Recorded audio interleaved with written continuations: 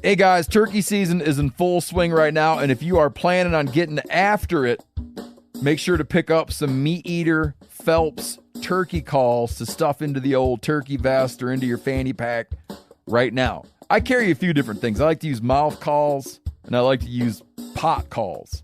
Mouth calls or diaphragms, I like them because it gives you hand-free calling, meaning when you're working a bird up close, you can have your gun on your knee, finger on the trigger, ready to roll, and still be making turkey sounds. I like pot calls because I just like pot calls. I enjoy calling with a pot call. Whatever direction you go, including a box call, which I don't personally use too much, but they're fun and great, and I started out with them. Yanni, on the other hand, one of my main turkey hunting buddies, he loves box calls. And what's funny is I'll now and then look to him and give him the look that means get out your box call and find us a turkey. So it's not that I don't like him. I just have Yanni use his. Then I don't have to carry it. Go to Phelps Game Calls. Get calls that are made in the USA and get calls that'll get them close. Find yours at phelpsgamecalls.com today. Hey, this is Tyler Jones, and you're listening to the Element Podcast.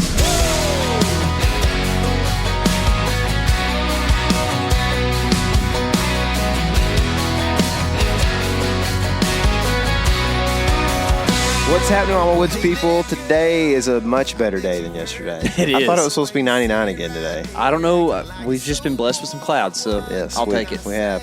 You know what else we're blessed with? What's that? The presence of a black squirrel. We are. He's been hopping all around. Dude. It's the second appearance he's made on a podcast in the I last few know. weeks. I think it's good luck, man. It is. I think it is. Today on the podcast, we have Brian Broderick from Sitka Gear.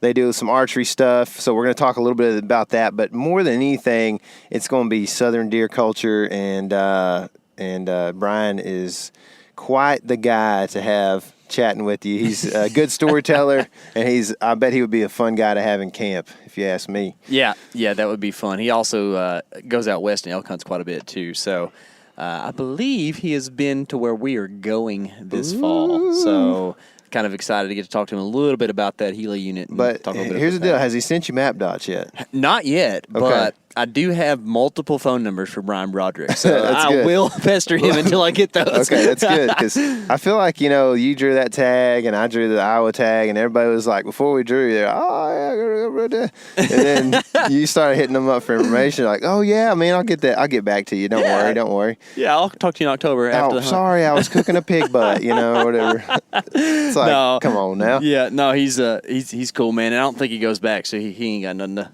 to worry about. He's going to a different unit this year. But anyways, looking forward to just kind of, man, talking a lot about the not deer side of deer hunting.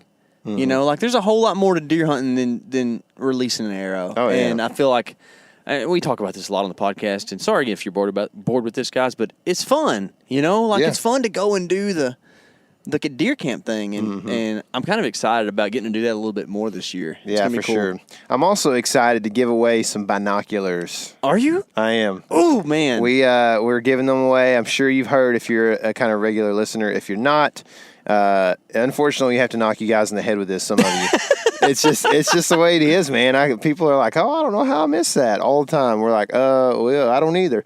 But we're giving away quite a bit of gear for, and just in thanks that we reached 100,000 downloads. That's right. KC, how did they win? So it's super, super duper easy. Literally, you could win binoculars for spending 45 seconds writing the Element Podcast review on iTunes/Apple Podcast. So go to the app that you're listening on right now. You don't even have to press pause. You can go and search whilst listening to this podcast. Pretty awesome. Search the Element Podcast, scroll down, give us 5 stars, tell us something cool or something we need to improve on, and then you have entered into this giveaway where we're going to give away a pair of VORTEX 10x42 binoculars, some OnX premium memberships, some cool swag, and then if we get a few more To reviews, 300, right? get to 300. We're pushing right now. Are we? Yeah, we're pushing. If we get to 300 by the time we get back from the Gila hunt, we're going to give away a real nice trail camera too.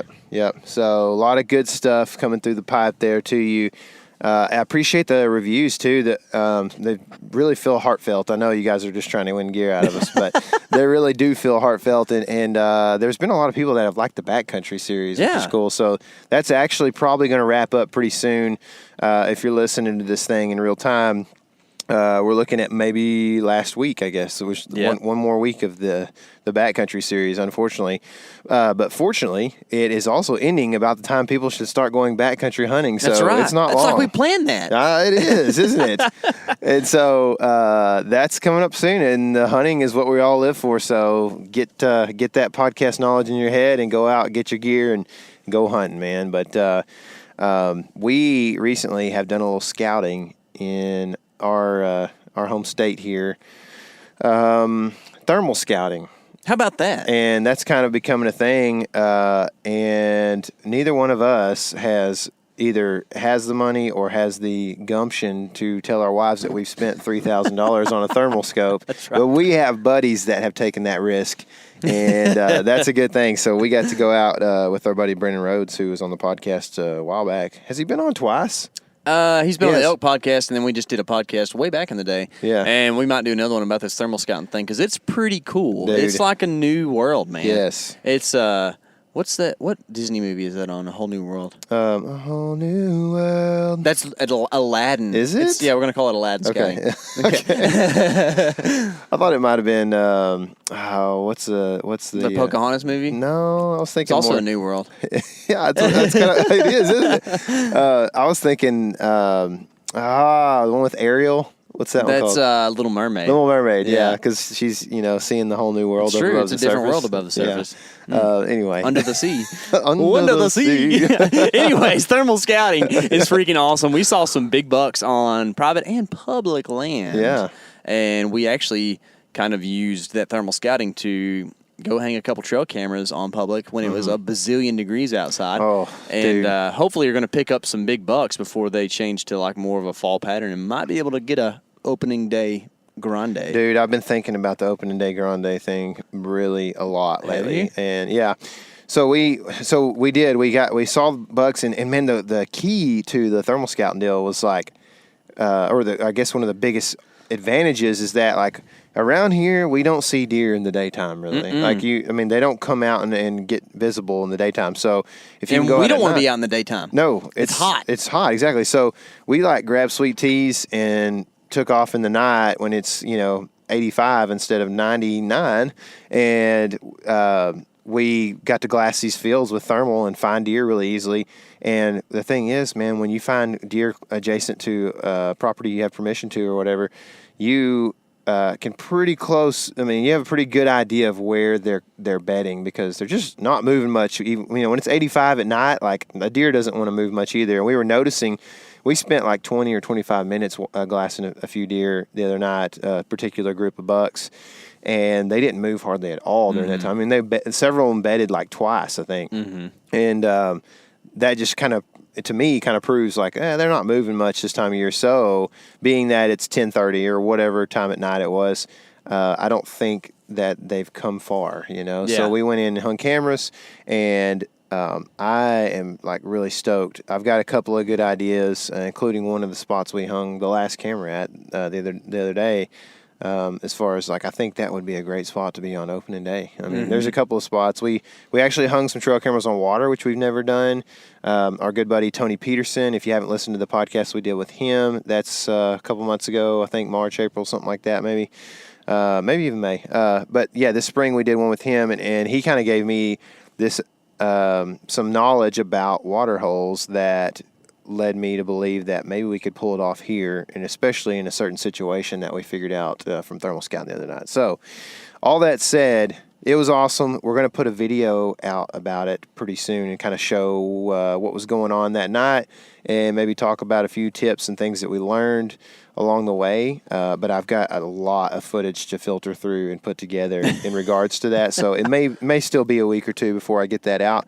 We'll let you know when that comes out.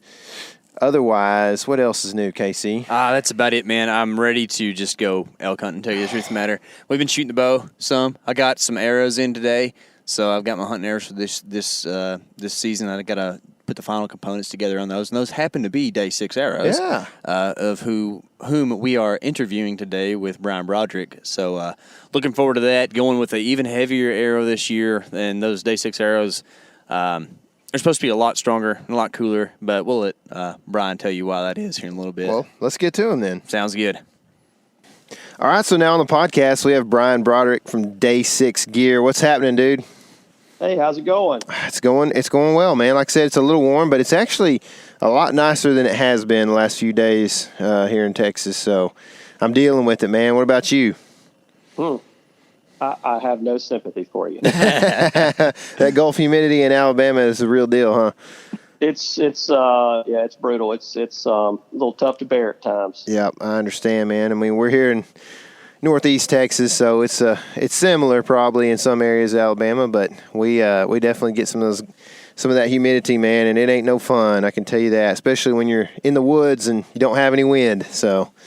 Yeah, it's brutal for sure, but we endeavor to persevere, right?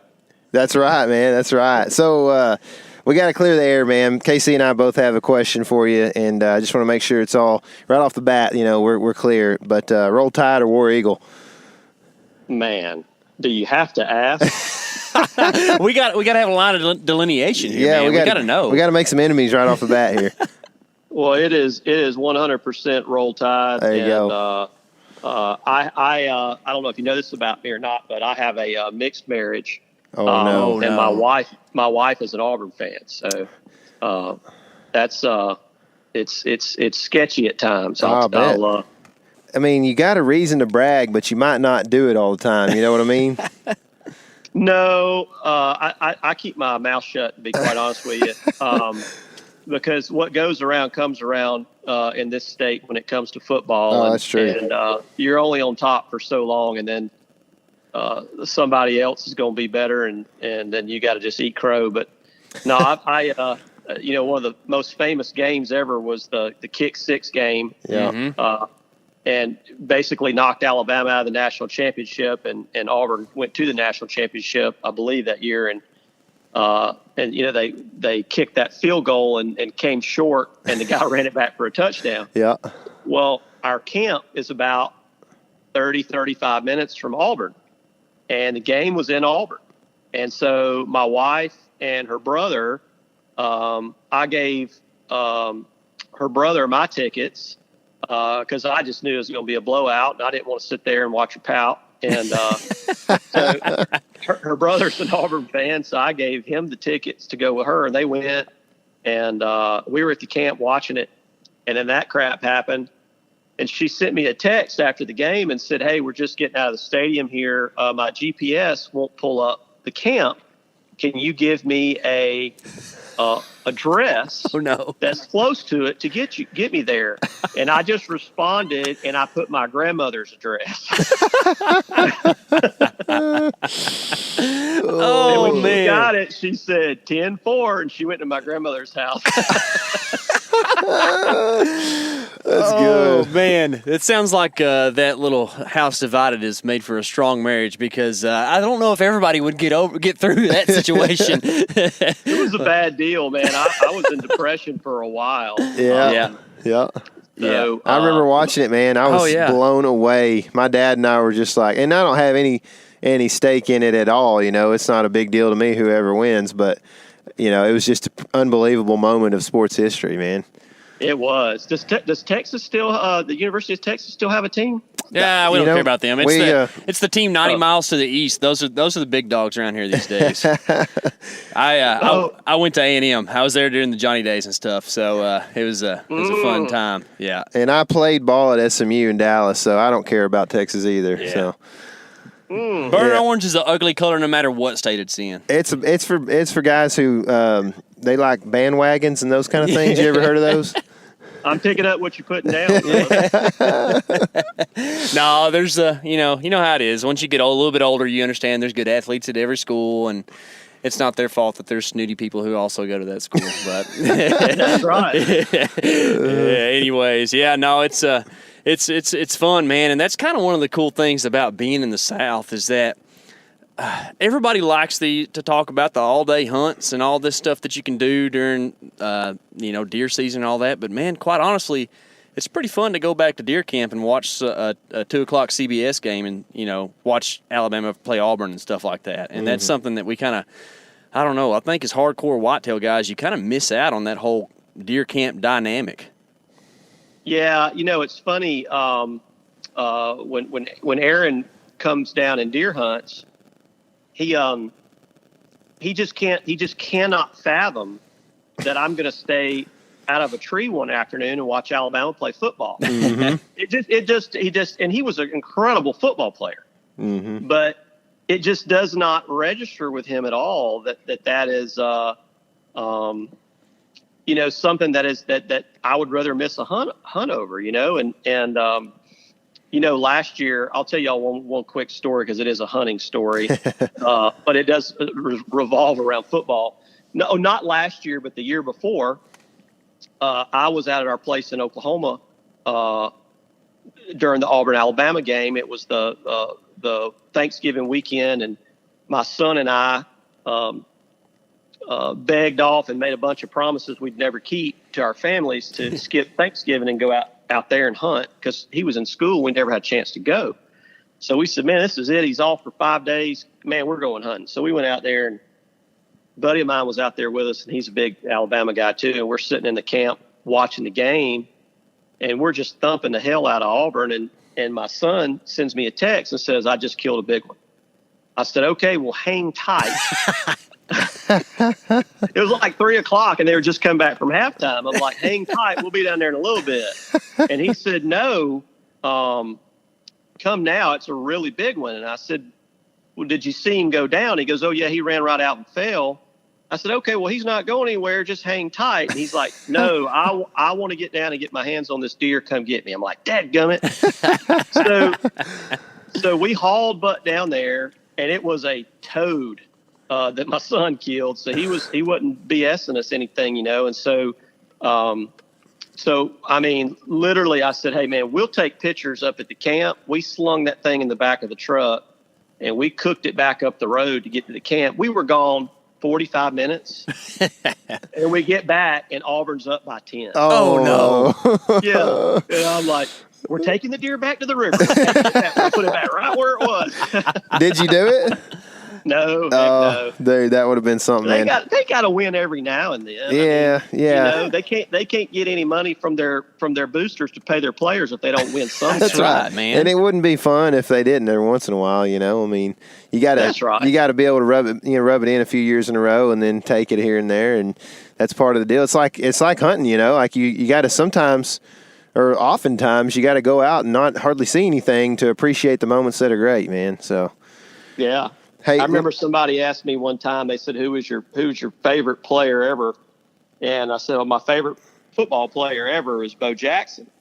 And they said, "Well, he was an Auburn guy." And I said, "Oh yeah, absolutely." And I said, "The happiest day of my life was the day he left Auburn." Yeah, yeah, yeah. But he's a big bow hunter. Yeah, yeah, he is. My dad actually has sat in a duck blind with Bo in Stuttgart, Arkansas before. Is that right? Yeah. So that's cool. I've been fortunate enough to cobia fish with him, but I have not hunted with him at all. And but he's a unique individual. Yeah, yeah. He was a special type of breed, man. That's for sure. He was incredible. He probably, when he left Auburn, he might have carried a few Alabama players on his back somewhere as he was leaving. You know what I mean? I know he definitely freight trained a few of them in the pros. Yeah, he did. Hey, let me tell you something real quick. It's just kind of a side note. I can't tell you how just like at home I feel right now chatting with you as opposed to some guy from Michigan or something. I just have to say that, man. I have a lot of customers from Michigan, yeah. And a lot of customers from Pennsylvania. So why don't you say Delaware? Yeah, Delaware. No, it's I definitely appreciate guys like Jeff Sturgis, and some of those guys that really have so much just expertise and experience dealing with deer, and they come from Michigan, but they don't sound like home. Is my point. Like you right. I mean, there's something. You sound just like somebody from East Texas. You know what I mean? Like, ain't any different than. Oh, don't insult him now. Come on. I mean, yeah, that could be an insult. But yeah, we kind of had the same thing going on. So I appreciate that, man. But I guess into the deer hunting a little bit here. The question that I have for you, and have heard different things. I've never hunted Alabama. How many deer do you get to kill there every year?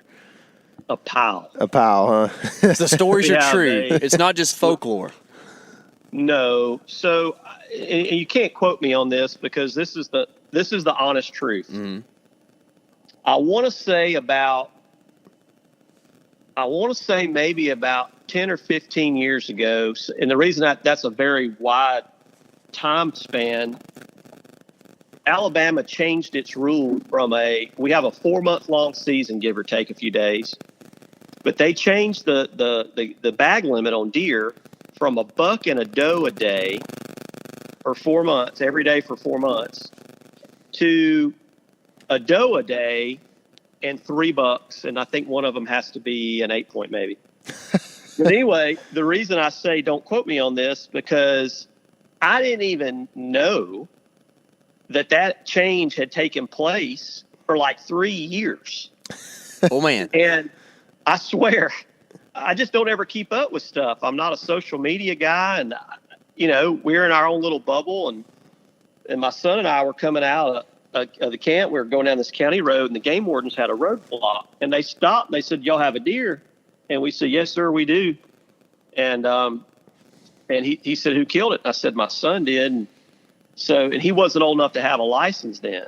And he said, "Well, technically you're supposed to fill out your hunt harvest report for your 3 bucks. You don't have that." But he's a minor. He's not required to have a license, but you technically should have had that. And I felt like the biggest idiot because I didn't have a clue what they were talking about. Mm-hmm. And it had been in effect for like 3 years. Yeah.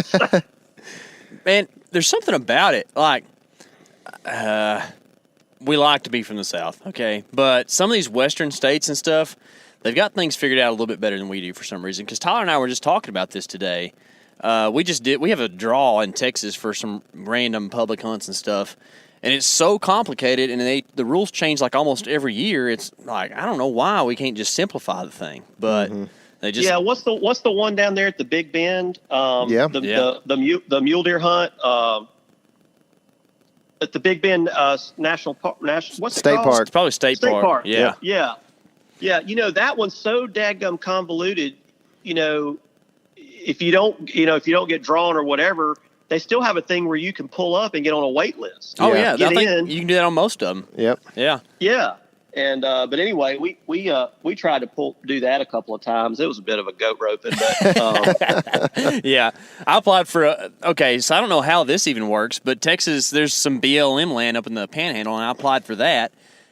And I don't know how the state regulates a hunt on a BLM land and makes it I don't know, a special draw. I don't understand it, and it's like not everybody even knows about it, and I don't know. It's just kind of ridiculous. The point system, like nobody knows what it takes to draw hunts. Really, I mean, I've called people at the state, and they just can't really tell you a whole lot about it. So it's kind of like, well, if you don't know, who knows? Well, I don't know how all that deal works either. I do know that. Did I answer your first question there? I don't know. We were just talking. What were we talking about? Yeah.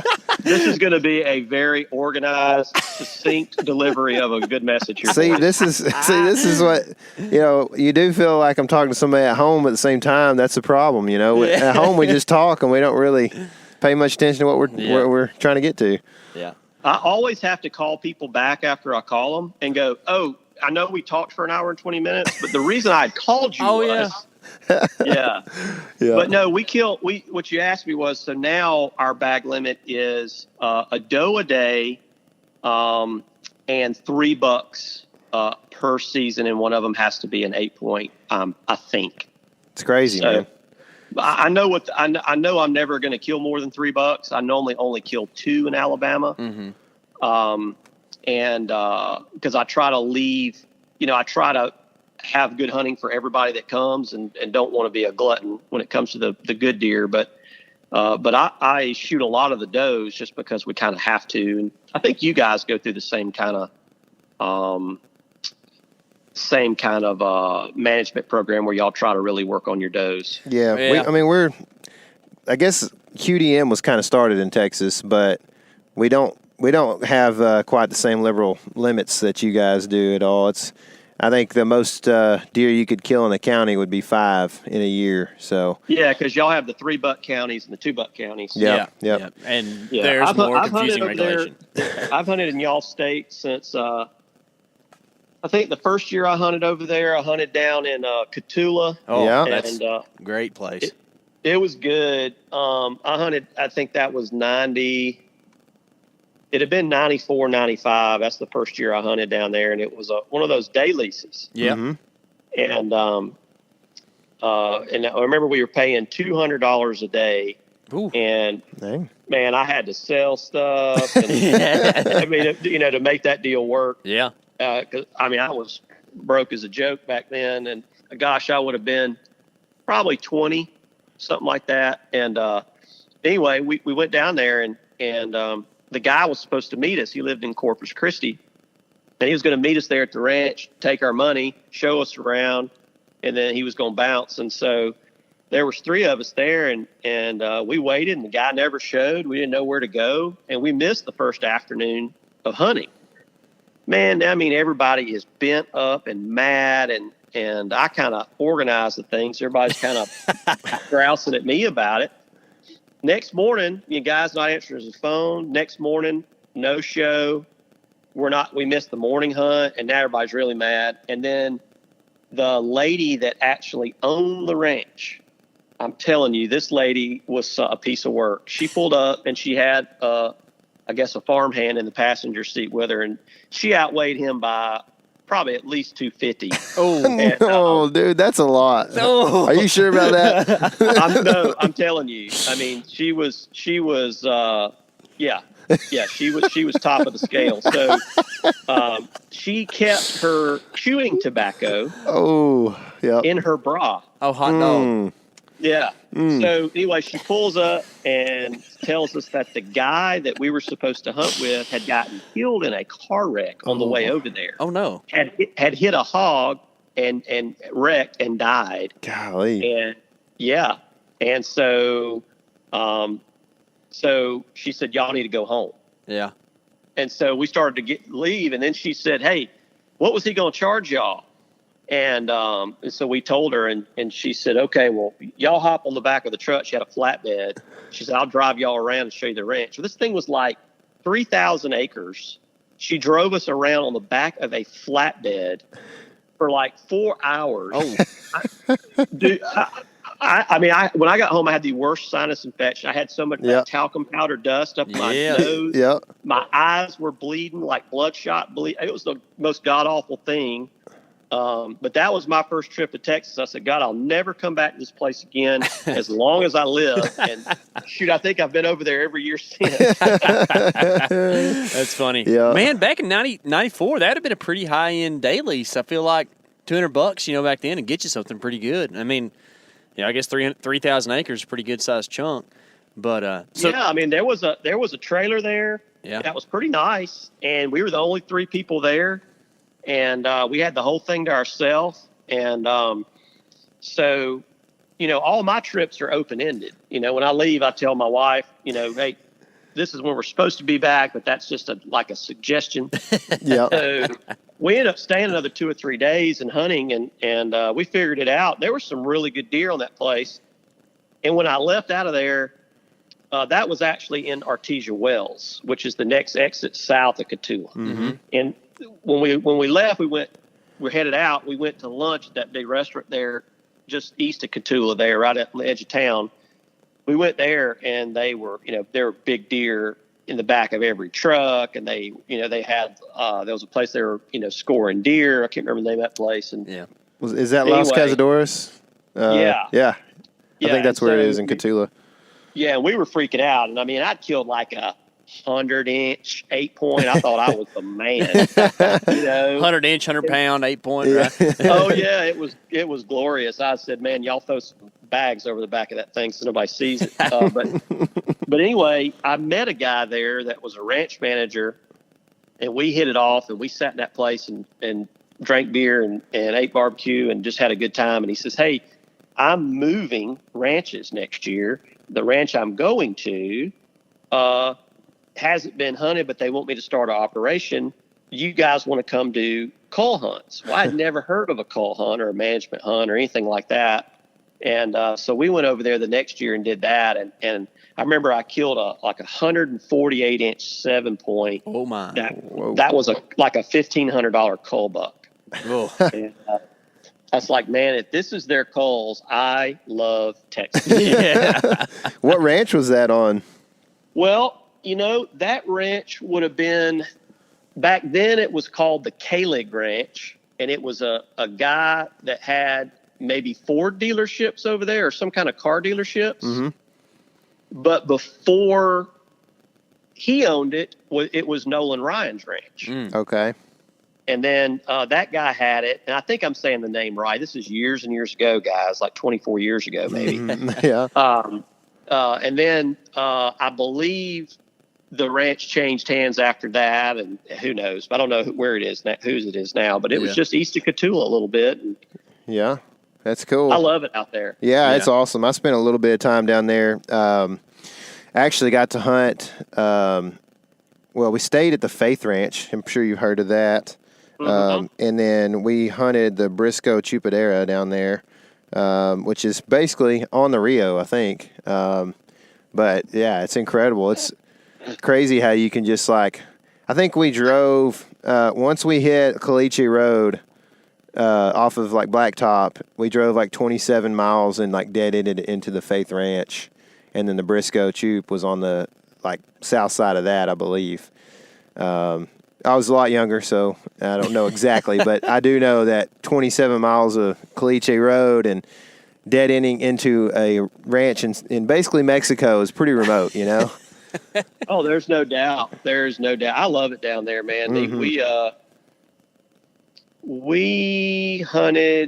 We mule deer hunted down just north of that Big Bend State Park. Uh-huh. We mule deer hunted on a ranch down there after we tried to do the Big Bend thing, and so we met some people down there and booked some hunts. And it was just a thing where they, let us stay in this little old ratty barn and set up camp there, and then we just hunted on our own. Near Terlingua down there? Oh, I couldn't tell you. Yeah. I know we turned south. Literally, it was the next road south of this road was the entrance to that Big Bend State Park where you go for the hunt. Oh yeah, you're way down there. I worked out there quite a bit. I used to do some game capture stuff, catching exotics and whatnot. And speaking of weird Texas regulations, elk are an exotic in Texas. So explain that. But I was out there near Terlingua, near the park, catching elk on top of a mesa for a couple months. That's kind of a cool little gig. That and aoudad eradication for the bighorns. So that's cool country, man. I love that country out there. It's like you're in a different world. It is. I mean, we could see the river from anytime we'd hike up to a high point to Glass. I mean, we were looking down on the river, and man, it just was weird. You're sitting there hunting, and you're glassing one way, and there's some aoudad, and you're glassing another way, and there's these incredible mule deer, and and then one little mountain range that they had some desert sheep in it, and man, they were protecting those things like gold, and so. Mm-hmm. But you're looking across the river to different country. It's just a weird feeling being down there, and you hear all the sketchy stories and all that stuff. Yeah. So it added another kind of element of excitement to it, and I loved it down there. We went a few years. It's one of my I'll be honest with you, that's probably one of my favorite places I've hunted on this planet. That's cool. Is West Texas down there on that river. Yeah. Man, I'll tell you. You're speaking of shady stuff down there. I knew a guy that went to prison, and so this is a little bit of a story. He went to prison and got offered. He liked to deer hunt a lot or whatever, and he got offered a job by basically the cartel to run a deer hunting ranch down in South Texas, down in the Golden Triangle or whatever. They wanted him to run the operation and be like the face of this hunting operation so that they could move drugs through the hunting operation, basically. And so he was like, I don't think I'm going to do that. I've had enough jail at this point, so. But crazy stuff happening. That's, it's funny. We were in Hebronville this year, and we were hunting just south of Hebronville, and the ranch we were on there, their little homestead cabin, the little homestead house, ranch house, it was the original house. We don't know how old this thing was. And but they don't even lock the thing anymore, because every time they locked it, it just got destroyed with them breaking in, and the drug runners and all they basically just use it like it's theirs as they're moving through. So, I didn't get a lot of good sleep when I was down there this year. Bet not. They're telling us all this stuff. There's not even a dadgum lock on the door. Yeah, it's weird. We're down there bow hunting, and so, I called the guy that was coming. I said, man, does anybody have a gun? I mean, anybody. Yeah. And he's like, yeah, I think I've got one in my pickup. I'm like, well, how about leave it out here with us? Yeah, it's weird, man. I'm telling you. My wife's cousin last year was down in South Texas hunting, and he straight up has cell phone video. He's hunting one of those, they're like a mirror blind. I don't know if you know what I'm talking about. It reflects the ground, or whatever. Yeah. He was hunting one of those, and literally, I think there's like 9 dudes in black, just complete black ski masks, black T-shirts and pants, and they're literally within bow range of him. Like, they run across this like sendero real quick, and then, slow down once they get in the brush and just keep on walking. It was pretty hair raising, so it's weird, man. It's weird down there. I don't know. There's a lot of stuff going on. It's it kind of makes you think about it in different ways. Well, they got grizzlies in Wyoming, and then you got drug runners in Texas. Everybody's got the predators. Yeah. That's why I stay in Colorado usually to go elk hunting. So that's right. Yeah. Drugs are legal, and there's no grizzlies. But the problem is they got liberals there. So which is worse. Man, well, I stay at Colorado Springs and Denver, so yeah.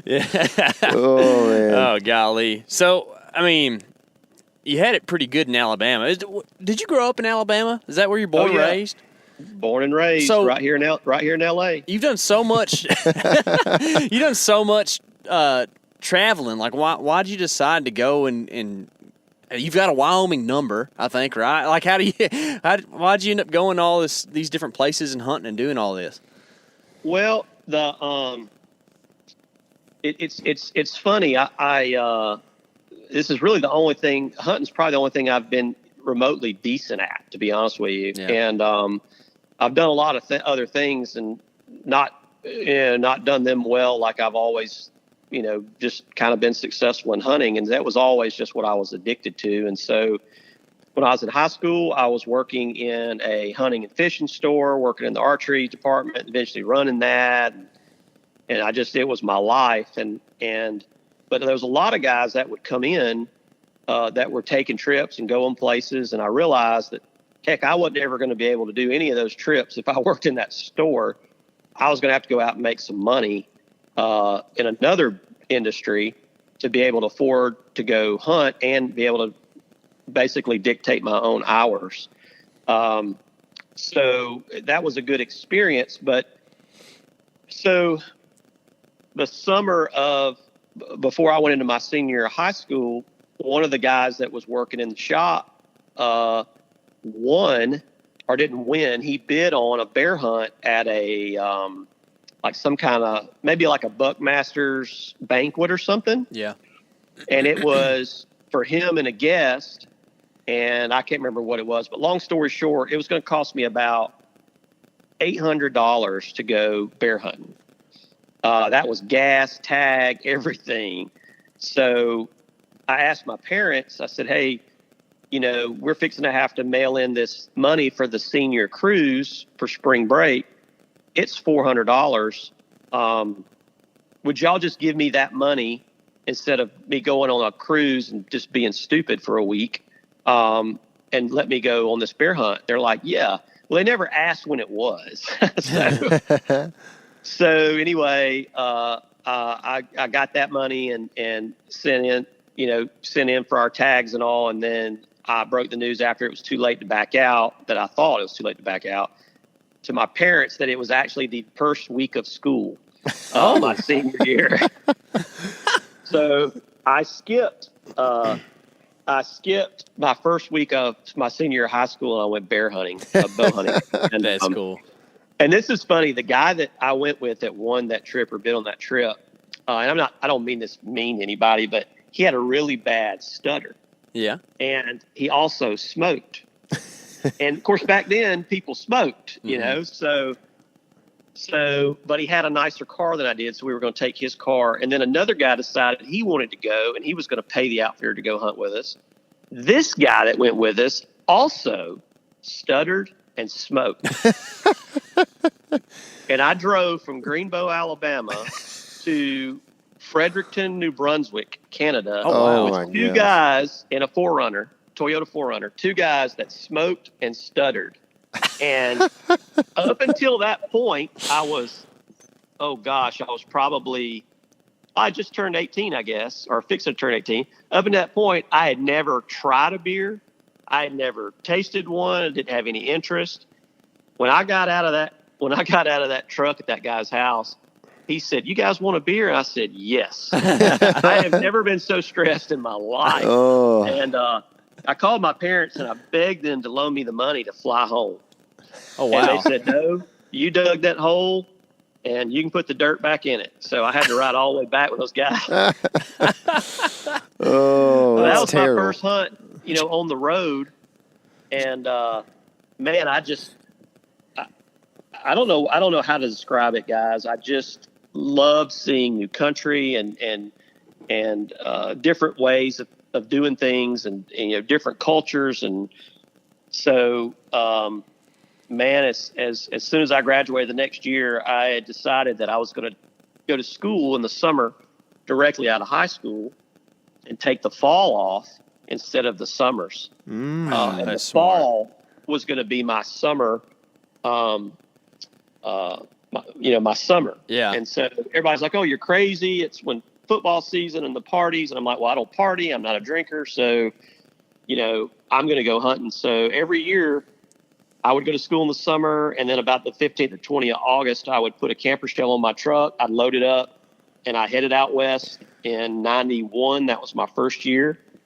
And I've been doing that ever since. And back then I would go elk hunting, like 3 different states, Idaho, Colorado, and New Mexico, and just start north and work my way down. Man. And, did that for years. And then once I got married, my wife was like, "Man, I want you to keep doing what you're doing. Keeps you charged,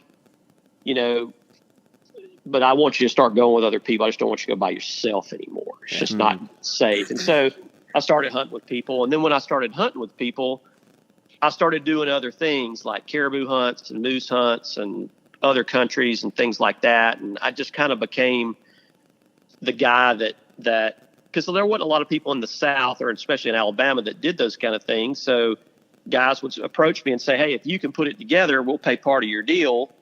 And so I was like an unofficial booking guy. Like an outfitter. Trips, doing and hosted these older trips. Guys would, something like that. I guess you call that. And these older guys, they had real money and real jobs, and so they could afford to carve up $500 a piece to help cover mine. And that's how I got to do all that stuff. That's cool. How are you that smart at 18?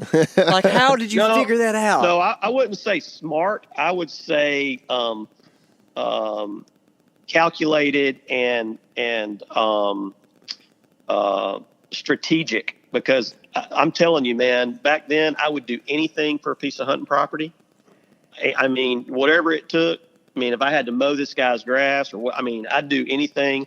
If I didn't know the person, I'd find somebody they knew that I knew and figure out a way to, whatever it took to get on the next hunt, the next deal, I focused on that. And, you know, my parents would always say, gosh, if you would just put half of that effort into school and business, you'd already be a millionaire by 25. Yeah. Yeah, You know? but then you'd have to maintain all that crap and not go hunting for most of your life, you know, the young part of your life at least. So. Oh yeah. I'm a firm believer in a net worth of time over a net worth of cash. Yeah. Mm-hmm. So I just really, really put a lot of value on time and experiences because I don't know anybody that's been buried with any of their money. Yeah. At least get to use it once they are, right? That's right. No That's kidding. Right. Yeah. Man. I hope there's not any left to line my casket. That's the way mine's going right now. So I don't even get to buy a casket, so, you know, right there with you. That's right. So, but you're doing all this, like, pretty much in the beginning stages of the internet. How did you know, like, how to head off to Idaho, Wyoming, Colorado, do that? Man, you want to talk about the most just haphazard, ramshackle operation that I had. You know, when I would pack in, I didn't know that having 80 pounds was too much. Yeah. You know, I didn't know that I shouldn't carry my little, you know, Coleman stove in there in my back. I mean, I didn't know different, you know, I didn't know all this stuff. Yeah. I mean, I was carrying fishing gear and, you know, I was buying my sleeping bags and my tents at, you know, Walmart. And, you know, and I'd pass these guys on the trail sometimes and go, man, where in the hell did they come from and where are they going? Their pack is the size of my, you know, my fanny pack. Yeah. You know, they look like they're living back here, but they don't have anything, you know, they're not carrying anything. And man, you know, I looked like I had a Volkswagen on my back. And so, anyway, I just didn't know. I had no idea, but I found the hunting to be pretty easy to figure out. And I found the hunting, you know, I found a lot of success doing it.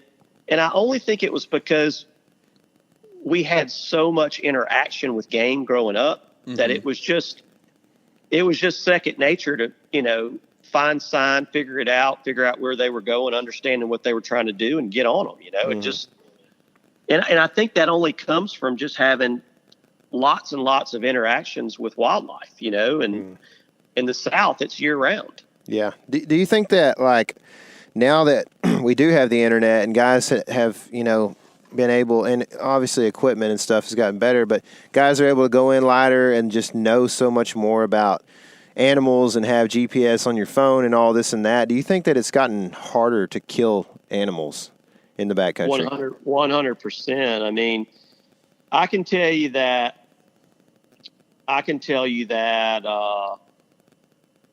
tell you this. I mean, y'all know this. I hunted the Gila 4 out of 5 years. I drew like the premier unit still to this day, 4 out of 5 years as a non-resident back then. Yeah. And out of those 4 or those 5 years, not on the roads, but actually in the field hunting on foot, I only had an interaction with another hunter once. Wow. And now it is just a gong show. And so, you know, everybody, you know, Google Earth, that's been the kiss of death. And then, you know, everybody marks these points. You know, they have all these apps with all these trails, and they're basically marking these points that are the farthest in the middle from all the trails around them. And they're like, okay, that's where we're going to go. It's the most remote. So there's really no secrets, no hideaways, no nothing anymore if you're not, you know, navigating off of a compass and a paper map. So, but I'll tell you now that as far as elk hunting goes, the best elk hunters I know are the guys that hunt. They get in their truck every morning and they come back to a camp in their truck every night. Really? Yeah, they're not backpack guys. Wow. What's that? Why is that? Why do you think that is? I just think everybody's walking past a lot of elk. Yeah. I talked to a guy who used to be a horsepacker there in the Gila. You know, when I was trying to figure out all the stuff, and I think I think now we're going to do our best just to get it out on our own backs. But I was talking, to meat packers and stuff, and still have a number one. Anyways, doesn't matter. A guy used to be a meat packer, and that's exactly what he said. He said, man, honestly, if you go 3/4 of a mile to about 2 miles, you're going to see a bunch of elk, and then there's going to be a big gap because that's where all the outfitters and horse guys and backpackers and all that go to. And he said, I mean, he's killed some big elk right there, not far from the trailhead because everybody you're so enamored with the idea of going way back. And I don't know. I still am enamored with the idea of going way back, and I probably will, but, there's something to be said for it for sure. I mean, golly, we go hunt, out of state or whatever for whitetails, and it's crazy how many big bucks you can see from the road if you drive around and you pay attention. Did you talk to Jim? I talked to BJ. Mater? Oh, okay, because Jim Mater's a packer in the Gila that he doesn't do it anymore, but he used to do it. But he was one of the guys that told me the same thing. He's like, man, don't go so far from the trailhead. They're not that far away. Hopefully. I just think people are walking through a lot of elk. Yeah. I see it a lot, even in our OTC units that we go to in Colorado, the people, it's different because there's not a lot of people walking, but they're on the ATVs, and they think you got to go as far down these logging roads as you can to go find the elk. Well, man, the elk are up top. Where you're camping, there's elk. So it's not, you just got to figure out and learn more about, animal ecology and stuff like that and figure out where they're at as opposed to just thinking that, just distance alone is going to kill you, the animal. That's just not how it works. No. I'll be honest with you. Make sure I get this right. Yeah. I think the last bull I killed in Colorado was,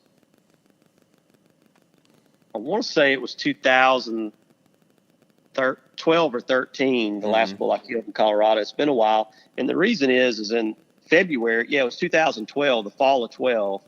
In February of 2013, I had a building collapse on top of me while I was in it. Oh, my gosh. Yeah, and I had to, start walking again, all that jazz. It really threw a curveball on my hunting for a while, and actually I turned 40 in a hospital bed, and I feel like I went from 39 to 80. Oh gosh. With that accident. Yeah. It was devastating. But anyway, but that last public land hunt, the last bull I killed in Colorado was 2012, and I've killed some since then, but it's not been public land stuff. But but I remember I killed a bull on the second afternoon, and on the way in to where I killed that bull, I found a spot. And so I killed that bull that afternoon, hiked back out. We were camped right on the road. I hiked back out a mile to the road. My buddy came in. I said, hey, I found a spot. I think we can get the truck to where I think I can drive the truck right to where I killed this bull. And I said, why don't you ride back there with me? I'll stop. I'll walk you up this basin and show you where you should go. And then I'll go, work that bull up. And he's like, no, I'll help you. I'm like, man, if I can get the truck to it, I don't really need your help. You can go hunt. But anyway, while I'm cutting that bull up, this guy missed a bull and killed a bull. And no kidding. And so I literally backed the truck up to this thing. Now I may have scratched the guy's truck up a little bit. He may not have been happy about it. And he had just got these pretty rims on it too. Oh. It was pretty funny. But anyway, I cut that bull up, loaded him up, and I pulled back up to where I let him go. I'd made it about 100 yards up this basin. I was going to hike up there, and just get up high in glass and watch him. And I could see him walking out. And so we went up there and worked that bull up. And we had to walk him back, but it was all downhill to the truck about, I don't know, maybe half a mile. So, we had 2 bulls by lunch on day 3. We were less than a mile from the main county road, and we were on a logging road, and we were headed home. There you go. That's cool, man. With a truck full of elk. Yeah, it was riding low. I bet. For sure. And I mean, if y'all to pick up that gal from Cotulla, you couldn't have made it. Yeah. Well, you know, the funny part was that the truck was so dusty, kind of by design, because once I realized how bad I'd scratched his truck up, I kind of ran up and down this road a bunch before I went up to park to get him, trying to dust the truck all up. Because I didn't want him to see all those, South Alabama racing stripes on it. So I dusted his truck all up. Of course, he was on cloud nine about his bull and all. So the first night we stopped, I can't remember where we were, I can't remember. But anyway, we stopped at a hotel and woke up that morning and it was raining. I was like, oh, crap. And we walked out there and he saw his truck. Oh, my God. It was a quiet ride that second day. He was mad. It was a black truck, black rims. Oh, yeah. Yeah. Oh, man. It was a bad deal. Yeah. But literally, though, I mean, we killed those two bulls a mile from a county road and drove to one of them. So, man, do you feel like that's that's one of those spots that like year after year is going to be possibly good, or is it just like, well, this is just where the pressure put them that year or whatever? It's just where they were that year. Yeah. So 2 years ago, I packed into the Maroon Bells like a complete moron. Isn't that Aaron where? had told, Yeah, don't Aaron they send the jokers in there? Isn't that who Aaron and Frank? They send the people to Maroon Bells when they ask them where to go. That's exactly what they did to me. That's what I thought. Yeah, Aaron sent me in there, and I about half died. I mean, I told him that, I hadn't been walking but a couple years here, buddy. Give me an easy walk. It's, this is easy. And, man, I about died. And I had my nephew with me, and he was 28, so he was fine. He runs marathons and all. And when I saw him gassed out, I was sitting there thinking, yeah, I'm going to die on the side of this mountain. But anyway, we went back in there and we had some decent success, but gosh, I can't remember how far back we were, guys, but I mean, you had to pump daylight in. We were way back there and maybe 5 or 6 miles, but it was we gained like maybe 3,000 to 4,000 feet. Oh my. And, so we were up above tree line but there were elk in there, but there were as many people back in that hellhole as there were elk. And I'm thinking, this is ridiculous. So we hunted in there and then we came out and then we drove about 3 hours up to where I just told you we'd kill those two bulls, and we hunted in there and they weren't there. The sign wasn't there that the elk weren't there. Mm-hmm. And that's just the way it is. You've got to be able to move. And so we packed up again and then we drove 4 hours south to the southern part of the state to another spot I'd hunted. And it was only a mile off the road, but it was straight up like 2,800 feet from the road to where the elk were. And, I about died going up that thing, but we got up there and we got all in them then and did all right. But that's cool. But I think one of the things I would take away from that is that if you go into these elk hunts where you're pigeonholed to one spot, especially if it's a wilderness hunt and you're going to do this epic pack in. Yeah. Well, if you get in there and there's people and there's no elk, well, you better have plan B, C, D, E, and F. Mm-hmm. Mm-hmm. And when you have to start going to those auxiliary plans, it's way better to be mobile and moving around locations via vehicle versus carrying a 60, 70-pound pack around. Mm-hmm. Yeah, makes sense. Yeah. So anyway, it's I don't know. It's a tough game right now. I mean, I don't want to deter people because it's so much fun, but I want to manage expectations and that it's a very low success rate hunt for public land for elk, especially archery hunting, really any kind of hunting nowadays, just because of the pressure and the people and the elk seem to know where the private is. Yeah. Mm-hmm. Yeah, it's weird that it gets tougher as it's supposed to get easier as technology gets better. It's a strange thing. But yeah, do you think that hunting whitetails makes you a better elk hunter, or do you think hunting elk make you a better whitetail hunter? Oh no. I think hunting whitetails. I think hunting whitetails makes you a better hunter all the way around. Yeah. I don't think that the elk makes you a better hunter at all. I think elk makes you a more physical hunter. Yeah. Mm-hmm. And it makes you a more mentally tough hunter. Because it's hard, even when you see elk and you find them. The rate that they walk at just a basic walk is a trot for a man. Mm-hmm. So the amount of ground that you have to cover once you even engaged with elk is incredible, and it's just so physically demanding. And then if you get one on the ground, it's one of the most grueling, tasks that you can undertake. And but I'll say this, that hunting whitetails makes you a better killer.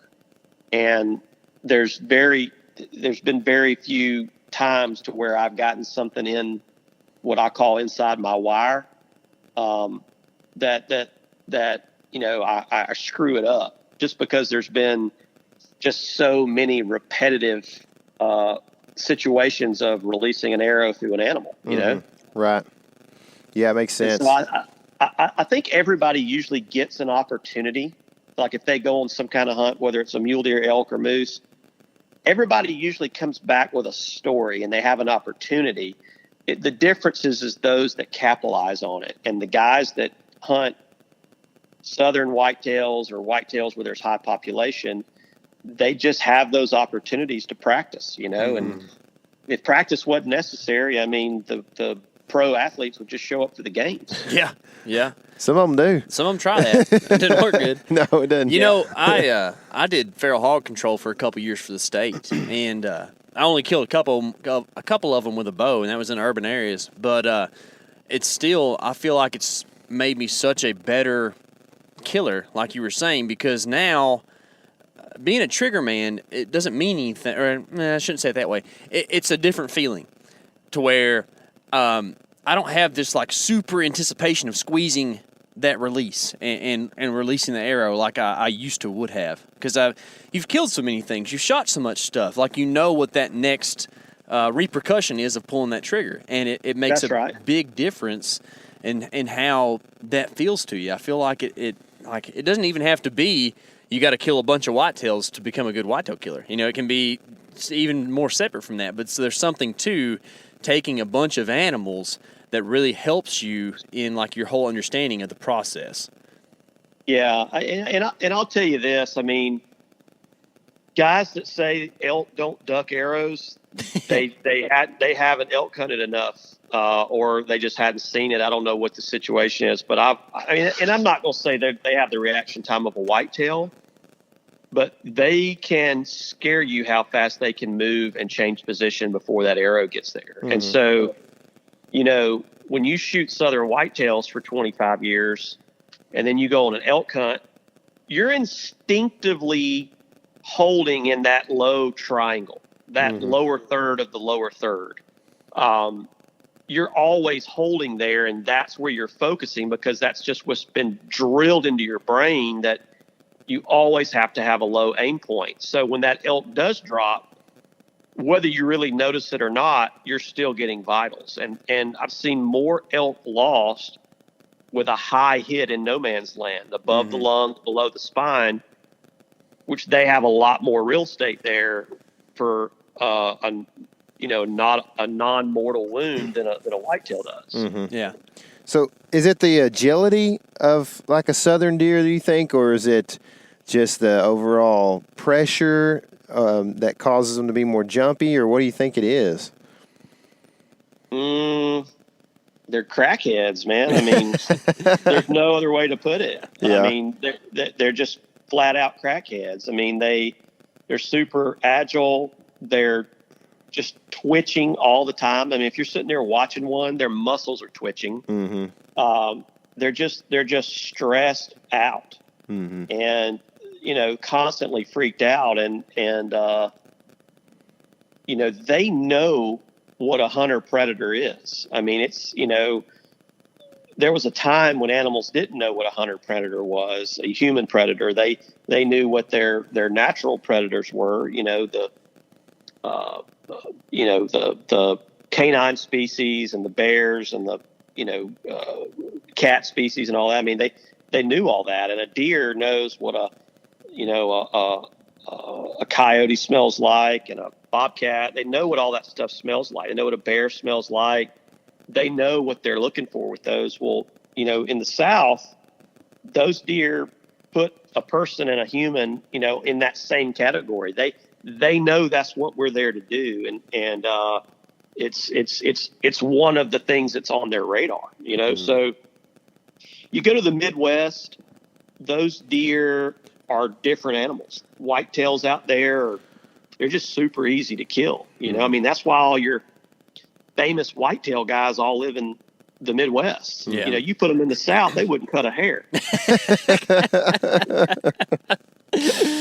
That's funny. That is funny. KC just cut hair on one of them southern whitetails a few years ago. I did. Man, I had a deer come out of his skin, a big public land deer, and I aimed like at the bottom of the brisket at this deer at 31 yards, and I barely cut hair on its back. It's crazy how much they move. And then, I don't know, maybe it's a body size thing too, because, you got those deer that are pushing 300 pounds up there up north. It's just hard to get that much weight moving around.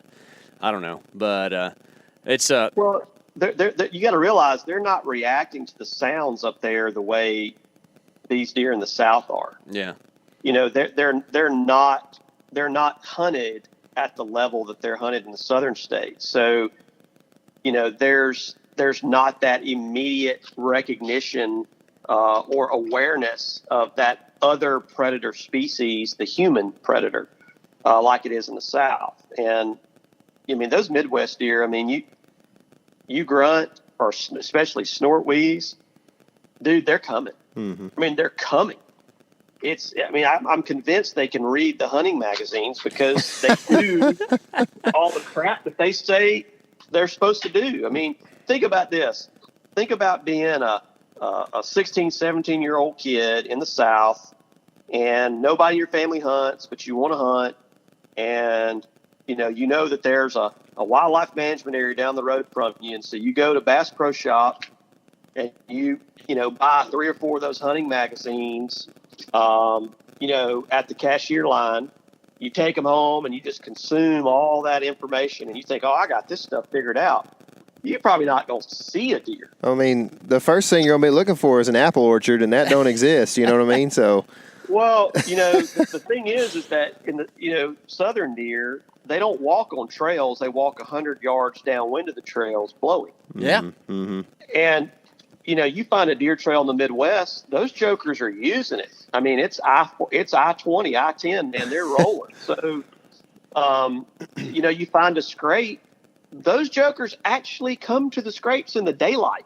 And so all this stuff you read in these magazines works out there, but you try to translate that to the South, you're going to struggle, man. If you want to kill big deer in the South, you better have some pretty secure property that's not pressured, because big deer in the South is solely a function of pressure. Yep. That's it. That is the only way you're going to kill them, is pressure, or just blind luck. But consistently killing whitetails, it's all about managing pressure and basically having something that you can control the pressure on. And then the other thing is in the South, big deer live in ugly places. Mm-hmm. And you can't hunt these pretty hardwood bottoms and big, pretty, sage fields and stuff like that. You're not going to see them. Mm-hmm. You better hunt the nastiest, ugliest 3-year-old clear cut on the edge of a canebrake, and glimpse him, 15 minutes after daylight or 15 minutes before dark, because that's it. That's the window. Mm-hmm. And both of the mature deer that I killed this year in Alabama, I killed them out of the same tree, and I killed them. They were both bedding in one spot. Not together, but in one little area. And I killed both those deer within 100 yards of where they were bedding. Mm-hmm. And both of them were within by 6:15 in the morning. Now, So, and that was peak rut. That's when they're supposed to be dumb. Yeah. So, okay, you're talking about bedding, and buck bedding is like the hot thing these days, right? Yeah. Something we found is that it's a thing, but it ain't a thing like they say it is. Like, you're gonna have bucks that bed somewhere, and then they have 17 other beds they can go to. And Southern deer do. Yes. Southern deer do not bed in the same place like the Midwest deer do. I'm telling you, man, those things out there are dumb. Yeah. Hey, I killed a 172-inch 6-year-old buck in a windbreak, and I don't know what kind of trees they are. I think they're like, I don't know if they're locust trees or catawba trees, but anyway. It was literally a 30-yard wide strip of trees that was planted to be a windbreak on the upside of a field. Uh-huh. And that buck was bedding in that thing. Literally, I drove by him on the road, looked in there, saw him. It was blowing 20 miles an hour. I didn't slow down. I just kept going. Mm-hmm. Went all the way to the end, turned around, drove back by. Went all the way back to the downwind Had to make sure you believed your eyes. I didn't even look at him. I mean, I wasn't going to make eye contact with him. So anyway, went all the way to the downwind. The thing's 30 yards wide, maybe 100 yards long. Went down there, parked the pickup, crawled into that head of woods, crawled up the edge of it where the quietest part was, right on the fence line, crawled up there and killed that buck, bedded in the wide open, in that tree line, at 15 yards with a recurve. Oh, man. Oh, my gosh. That's a 6-year-old, 170-inch deer. You would have never seen that deer in the South. Mm-hmm. Yeah. You'd never, where he was bedded, you'd have never seen him. And that deer had been bedding there for 10 days straight, because the reason I know that is I was hunting that deer, and I thought he was coming off the river into this wheat field because I was hunting all around the wheat field. I never laid eyes on him, but every day when I'd come out, he's out in the wheat field. Mm-hmm. And I'm going, where is he coming from? I had 15 cameras around this wheat field trying to find where he was coming from. He was bedding on the edge of it in a 30-yard wide open strip of woods, and I drove past him for 10 days. Man, that's crazy. That's the dream scenario. Oh, dude, man. we talk about it all the time. We're like, you see it on like monster bucks where there's like horns sticking out of a Milo field, or like, you're sitting there and you drive by one of these, shelter belts and they're in there, and it just never happens. We talk about how we're waiting on that moment to happen for us. Well, I tell you, I always tell guys when they come down from other parts of the country and hunt with me in the South, and they go, man, why don't y'all hunt all day, or spot and stalk and all this kind of stuff. I just tell them, look, you go do what you want to do. I'm going to come in here and I'm going to cook some biscuits and some gravy. Yeah. And I'm going to watch football, and then we're going to go back out about 2:30 or 3, and we're going to be haired over with deer. Yeah. But if you want to go hunt now, you go ahead, do your thing, But I always tell them, go spend all day, midday out there, and go jump one doe for me. Go find one bedded doe and come back and tell me where you found one bedded deer, buck or doe. Go find me one bedded deer and come back. You can't do it. No, it's funny, man. You cannot find them during they disappear. They do. It's a real deal. Like we always talk to guys. We talk to a lot of guys from the Midwest, obviously for obvious reasons, and they talk about hunting all day and this and that, and I just did not grow up doing it that way, and there's a reason. It's because we grew up hunting in Texas, and there you just don't see anything in the middle of the day, and so it's a different kind of deal. And I guess we always talk, Casey and I always talk about how stereotypes are kind of a thing, like they're a thing for a reason a lot of times, and the stereotype of or I guess you could say more like culture of us in the South watching football in the middle of the day and eating chips and salsa at lunch is because of the circumstances that we've kind of come up on, I guess, and our parents and everything. I'll tell you this, guys. I mean, hunting in the South, to kill a big deer, it is a game of chess, not only with the animal itself, but it's also with the other hunters that you hunt with, because hunting in the South is expensive. Mm-hmm. And so you have to share your leases or your camps or whatever with other guys. Mm-hmm. So you've got such a harder task, because you're not only working that deer, you're working around other guys. So, you've got to become a master gar holer. You've got to be able to gar hole the other guys and keep them. And listen, it is not a sin to lie about what you've seen when you're hunting. That is, you're going to get a pass on that. Okay, I'm convinced. So when you come out and you hadn't seen anything, but you tell all your buddies that you saw a really nice deer and you could have killed him, but he wasn't what you wanted, and they go racing over to where you were to hunt the deer that doesn't exist, that's not a sin. Okay, so that's acceptable in the South. See, that's advice that we've never gotten on this podcast. That's right. So that's good. Well, and here's the other thing: you talk about coming back watching football. Let me tell you, if you know how to cook, step your game up. All right. So when you come back and you're gonna cook a breakfast casserole, put heat in it. Make sure to put some spices in it. Yeah. Put some cayenne in it. Make it good and hot. Make it good, because you want people to eat it. Mm-hmm. Yeah. But you want them to get something enough that when they get done and the football comes on, they want to grab a beer. Once they grab a beer, all bets are off. Because they start drinking 3 or 4 beers, they're not going hunting that afternoon. Now you've just removed them completely from the situation. Man, that's pressure advice I've never heard. I like it though. See, I thought you were going to say put a lot of extra jalapenos in it. That way, about 4 o'clock, they have to climb down out of the stand, and then they they stink up their hunting area, and then all the deer run to your spot. That's really what I thought you were going. I did too. And I guess that's option B.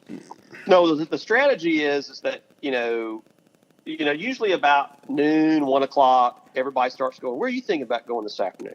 That's where everybody. Where are you thinking about going? I'm like, my standard answer is, man, I'm gonna stay here and watch football. It ain't right where I want to hunt right now, and I'm just gonna sit here and watch football. Mm-hmm. Really? Like, yeah, man. I mean, got some good games on. Let's just sit here and watch football. So they all get fired up, start drinking beer and eating food and watching football, and then you just dip out and then go get stand and go roll one over. That's right, man. That's an interesting strategy. That is interesting. I'll tell y'all, this is the honest truth. This is no exaggeration. I was not going to go to the camp. I guess it was the 3rd weekend in January. I wasn't going to go. The conditions were crappy, and I was going to wait. It was Friday afternoon. A bunch of guys we were all going to go. I said, man, it's not going to be good. I don't want to go. And they, all these guys kind of pulled that deal on me. It's like, yeah, we're not going to go. And then Friday evening, they all said, yeah, we're on the way. So they kind of gar-holed me. Uh-huh. So, but the conditions still weren't right. I was going to wait and go like Monday or Tuesday and go when the conditions were good. So anyway, long story short, I didn't sleep at all. I woke up at, I didn't really sleep much. I finally just said, crap, it's 3 hours from my house to our camp. So I got up at about 2:30. My stuff was already in the truck. I just went and got in the truck and drove from 2:30 to the camp. I got there at 5:30. You should have seen the look on these guys' faces when I pulled in the driveway, dressed, ready to hunt, had my bow. And they're like, crap, are you kidding me? I'm like, no, because they were all going to try to move into where I'd been hunting. And and I went over there that morning and said, I'm just going to have to push it on this deer. I'm going to go get right on top of him. I mean, literally, I'm going to look over to where I know that little draw he's bedding in, and I'm going to get right on top of him. And I went in there and killed him that morning. It was a 151-inch Alabama buck. Golly, that's awesome.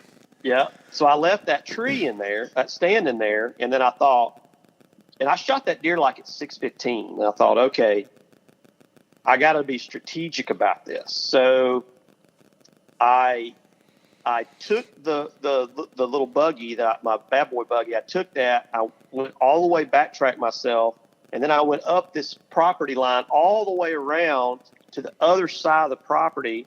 And I sent one of the guys a text and said, "Hey, don't worry about picking up so-and-so. I'm right here behind him. I'll pick him up." And so I came from the complete opposite direction of the farm where I actually killed that deer, and came down that road to pick this guy up. So they all thought I was, a mile to the west of where I was, when in essence I was right behind our camp. And but I mean, that's the links you've got to go to gar hold people and kill big deer.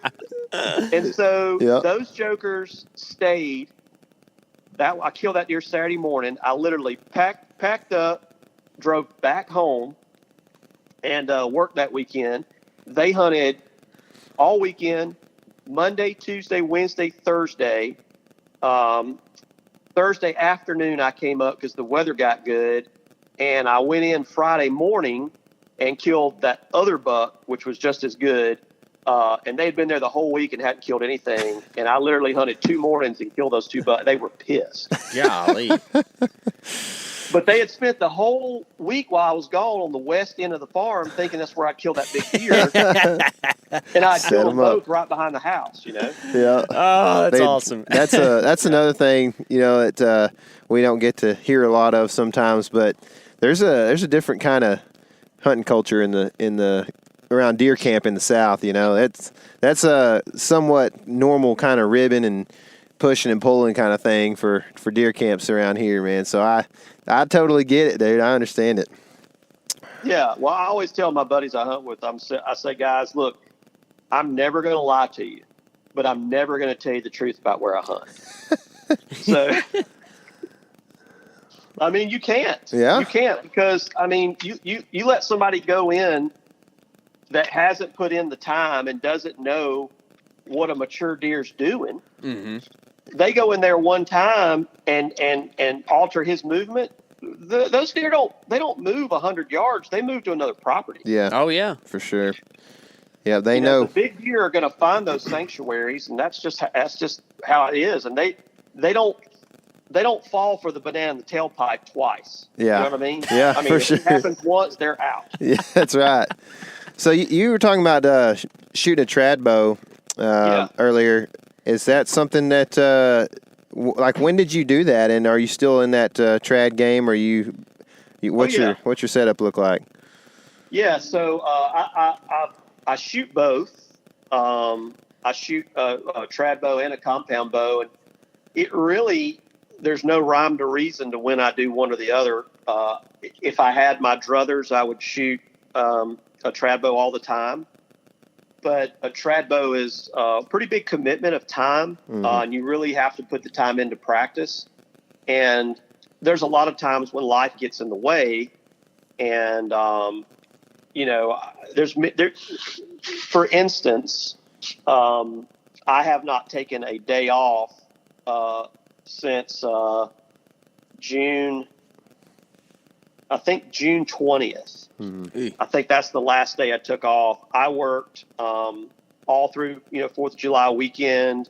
That day, I've got my normal business, and then day 6 has just blown up, so it's around the clock. Well, I don't have time to shoot my bow, so I'm not gonna be, just because I'm a trad hunter in air quotes, feel like I have to do it to maintain my image. I'm not going to take that trad bow hunting if I'm not, dialed in with it and in tune with the bow, because it's just like throwing a baseball, So when I'm out of practice and don't have the time, I grab a compound and that's what I do. And then when I have the time to commit to the trad bow and I'm really shooting well, I hunt with it. But so when I worked at that archery shop, the last year I worked there, it was a hunting store. We had everything. But the last year I worked there, there was a customer that came in all the time that was a prison warden. And that prison warden came in one day, and he had a trustee with him. He always had a trustee drive him around. And this guy was from Montana, and he was a custom bow maker, a Boyer. Huh. and he had a unfortunate accident, and somebody had died in a drinking and driving accident, and he had to spend some time. And so when he got there and he had his interview with my friend, the warden, he said, "Hey, this is what I do. I see you like to hunt." And the guy immediately, made him a trustee. They had a wood shop there, and they were building recurves there. And that would have been in 92, 93, something like that. And so I went out to the prison and made my first bow with that guy, and I still got it. That's and, cool. Yeah, and we started hunting with it. And then a bunch of my buddies started doing it, and it was really weird because we were like 23, 24-year-old guys, 3 or 4 of us that hunted together a lot, all hunting with trad bows. And we were getting it done. I mean, elk, bear, moose, caribou, that's all the stuff I was, going after. And then lots of deer and hogs. And, it was just, it wasn't a thing to us. It wasn't like this, trendy kind of thing. Trendy thing like it is now. It Yep. wasn't this, oh, you shoot a trad bow. It was just what we did. It wasn't this special thing at all. And so it was just second nature to us. And I did it for years. And I guess it would have been after I had my accident in 2013. I didn't have a lot of time to shoot and didn't have the ability to shoot, of course. And I got another compound bow and started shooting those again, I guess back then. And I was like, man, this is like a laser beam. Things have changed, you know. And so, I guess 6 months after my accident or 7 months after my accident, a good friend of mine, he really knew I was struggling. Being bedridden and not being able to walk and not be able to get around, and for that, I mean, it really works on you.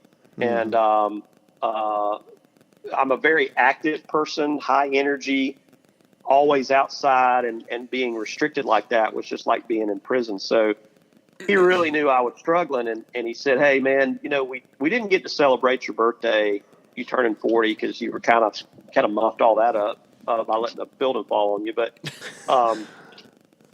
why don't we go over to Africa? Because, literally they can drive you right up to a blind. You can hobble in a blind, and I know you can get where you can shoot." And he says, "Why don't we go over there like in September, since we're not going to be able to go elk hunting?" I said, "Man, I'd love to do that." So that's what we did. And I'd been over there before, and so I called the guy, and that's his slow time of year. And he's like, "Yeah, man."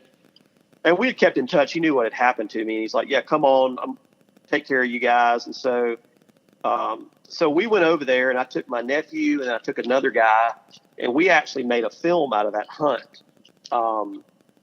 It's called Lost Arrow Africa. It's on YouTube and all that stuff. But that was back then, and I guess 2013. But I was going to carry a compound because I hadn't shot, And about 2 or 3 weeks before that hunt, I grabbed one of my longbows. I grabbed one of my recurves. Yeah. And it was a 58-pound Morrison. Yeah. 58-pound Morrison Cheyenne. And I started shooting that thing, and man, it just felt good. Lights out. I mean, I was shooting great. I'm like, because the other times I'd been there, I'd only taken a trad bow. I'd never taken anything but a longbow or recurve to Africa. So I said, man, I'm taking this thing. And so I went over there with that trad bow, and we had an incredible hunt and made a really cool film. And that was just, no matter what shape I was in, I always wanted to grab that trad bow first. And that's kind of still where I'm at now. But I don't want to be an unethical hunter either. Right. Just grab it and go when I hadn't shot in 3 weeks. Yeah. Yeah. That's just not, it's not worth being able to say you're a diehard trad hunter if you're not going to, have the ability to put in the time to do it right. Yeah. Yep. Yeah, makes sense, man. I kind of look forward to going and watching that film now that you talked about it like that. That's pretty cool. So through all that, why did you decide to hop into the archery products business like you have with Day 6? Well, I kind of got tricked into it. The arrow shafts, the original concept and design was born over in Australia, and it was Z-Lore arrows. And a friend of mine owned the company, and the first time I got my hands on them, I was like, "This is what I have wanted. This is what I've been looking for. I am so tired of bending these FMJs, but those are the only arrows I can get with the diameter I want and the weight per inch that I want. This is the arrow I want." But they didn't have very good components on the end. So I got a bunch of shafts from him over there and brought them back, and had some, local guys that are in the machining business. I had them make me some, outsert collars the way I wanted them. And I shot those things for a while. Then my buddies were like, "Man, you got to get me some of those arrows." So, I'm calling my buddy in Australia. He's kind of halfway running it, and not really pushing it. And so he's sending them to me when he can and all. And then he's like, "Man, why don't you help me with this company, and let's be partners, and you run the United States and I'll run Australia, and we'll get this thing going." And I said, "Well, man, I'd be interested in that. I've got a broadhead design that I've kind of cobbled up and been shooting since 13 or 14, kind of a hybrid that I built. I'd like to produce that too. And it would just make sense having these arrows and all." I said, "But we got to change the name. I mean, Z-Lore is the worst name I've ever heard in my life." Isn't that from Dude, Where's My Car or something like that? Yeah. It's like, you remember that episode of Seinfeld, and they named that water Moulin Springs? They're like, "Moulin Springs? That is awful," But anyway, I was like, we got to change it. And he's like, "Well, let's start brainstorming." So I'm brainstorming, and I came up with this, and we're like in the final hour. I mean, I've already gone through all the prototyping with the new component system over here in the States with AAE. We've got everything done. I have secured a new factory to produce the arrows to the quality we wanted versus the other factory I didn't like. So we had everything in place, and he's like, "Hey, man, I'm going to go into the kangaroo jerky business. Why don't you just buy Z-Lore and this company's yours?" Well, heck, I had so much time and money invested in that point. He kind of garholed me into the deal, and so I was like, "Heck yeah, I guess so." So that's how it got going, and I was getting prodded also by Aaron, Snyder. He was hunting with me. He's like, "Man, I really like those arrows, and I think if you bring them here, you'll do real well with them, and you should do this, man. You should do it. It's too good of a complete package for people not to have it offered, because before, you could buy a decent arrow shaft, but then you had to go buy a component from somebody else if you wanted a really beefy component. So you couldn't get it all in one place, And then most of the arrows came with like real crappy fletchings. So, you pretty much had to custom build everything. So we thought, man, let's just do the best nock, the best fletchings, the best shaft, the best component system, and then, try to get this broadhead developed and basically have the complete hunting arrow all in one spot where you can just pick it up, get it, and done. And you don't have to, go to 3-4 different parties and cobble it together. So that's how it started. And we hit we hit what I considered my 1-year goal in the first 90 days. Oh, wow. Wow. And I knew I was in deep trouble. Because, I have a construction company that I've run for a long time. And I mean, we're in an incredible market where we live. We have an incredible economy right now. We're busier than we've ever been. Mm-hmm. And this arrow company and the broadheads are coming online. at the same time, all this is kind of happening, and I'm going, man, this I'm in trouble because this thing is cranking. So, like I said, it is 7 days a week right now, 12, 14-hour days. I mean, there's no other way around it because, I mean, I at this point, I can't trust the product to go out from somebody else's hand. I have my hand and my eye on it right now. Yeah. Well, so where'd day 6 come from? I mean, well, it's the 6th day of creation. Gotcha. So I was wondering that, man. That's awesome.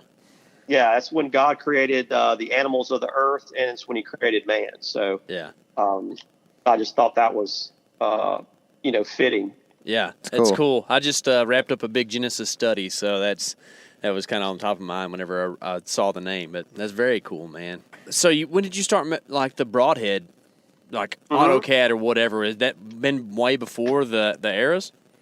I've always kind of built my own stuff and loved playing with it and making things. And so and I've always been the guy that likes the obscure stuff that nobody has. Yeah. Like my boots that I always wear when I'm whitetail hunting are from Ireland. Unfortunately, I've had one pair 15 years. Nobody had ever seen them. They're awesome boots. I still have these. Unfortunately, they've become extremely popular among women now. And leprechauns too, probably, right? Yeah. And so all of these like fancy women wear like my knee boots that I hunt in around town now. And so I catch holy hell over that at the camp. But I've had these things for 15 years or longer before these women started wearing them, and I'm sticking to that. Yeah. So, and I have receipts to prove it before there was ever even a North American distributor. Now the little frou-frou stores downtown have them in the window. Well, it's good, though. Now there's like a steady supply. Maybe like the cost will go down, and you'll have hunting boots forever. You and the ladies. It's just embarrassing, man. But anyway, I've always liked, obscure stuff, and I love researching and finding like the very best thing on the planet to use. I wanted a certain boot. I could not find it. I researched, found these things in Ireland. Basically had to get them to ship them to Canada because they wouldn't ship them to me. But they did ship somewhere in Canada, ship them to Canada. Had a buddy of mine go pick them up, box them, ship them to me. It was a total goat roping. And so I went ahead and bought 2 pair because I knew I didn't want to go through that again. And they're extremely expensive, but it's what I wanted. And I've had those 2 pair of boots, and I wear 1 pair in the morning, 1 pair in the afternoon. That's how I hunt with them. And so that way, if they get wet, I'm not wearing them wet. Huh. Yeah. So anyway, 1 pair in the morning, 1 pair in the afternoon. I bought those in 2003, so they're 16 years old. All I do is clean them and oil them every year. Neither one has leaked. Man, that's cool. Yeah, that's pretty neat. Absolutely. I mean, they're just amazing. But anyway, I love that kind of stuff. So when I was getting ready to go to Africa in 2013, like we talked about, keep in mind that from February to basically July, I'd been in a bed. So I could tell you everything going on the internet in every country, in every language, because all I could do was goof around on the computer and scream at people on the phone. So for my business. So I found these broadheads in Hungary, and I really loved the shape. I loved the blade angle. I loved everything about them.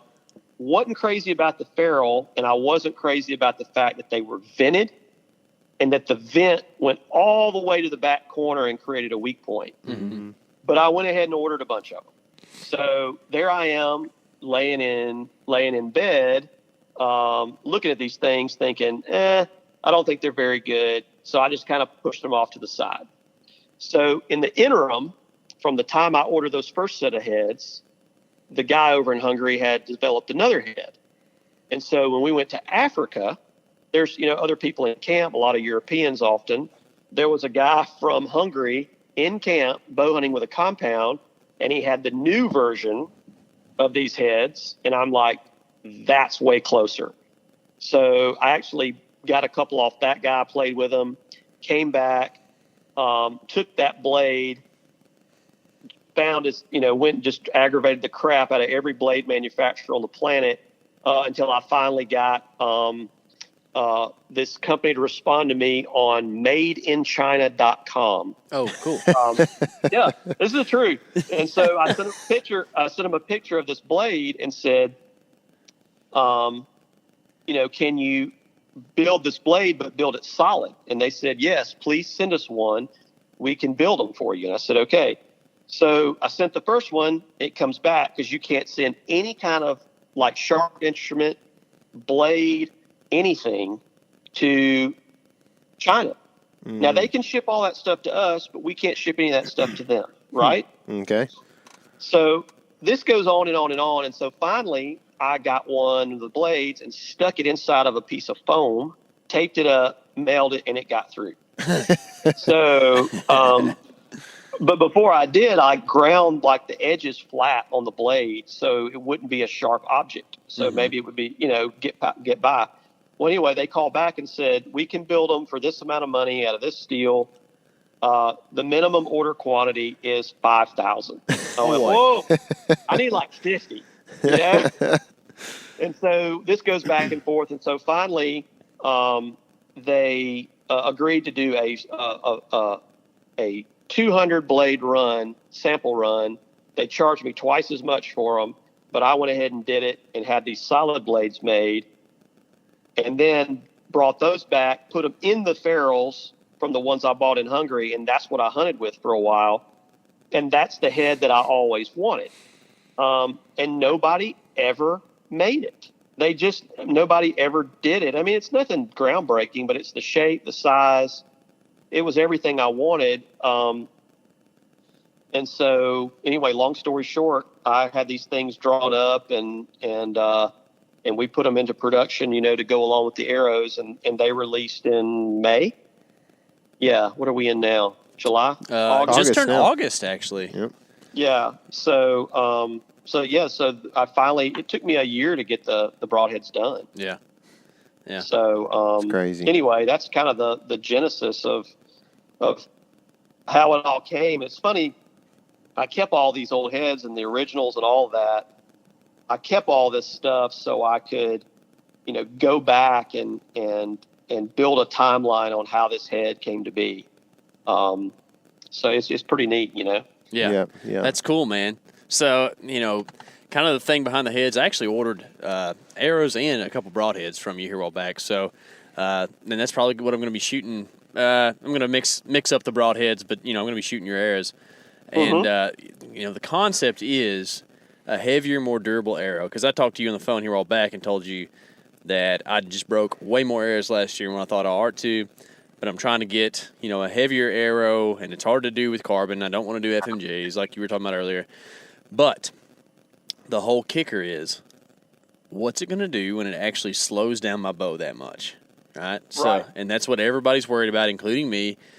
But smart guys like you can kind of give me a little confidence to think that it's going to be okay, right? Because people kill stuff with trad bows, and those are way slower. So what are going to be some of the things that happen when you strap like a heavier arrow on your bow? And, well, before we get there, why don't you tell me why Day 6 arrows are heavier and, like, how much heavier they are and, like, what's ideal?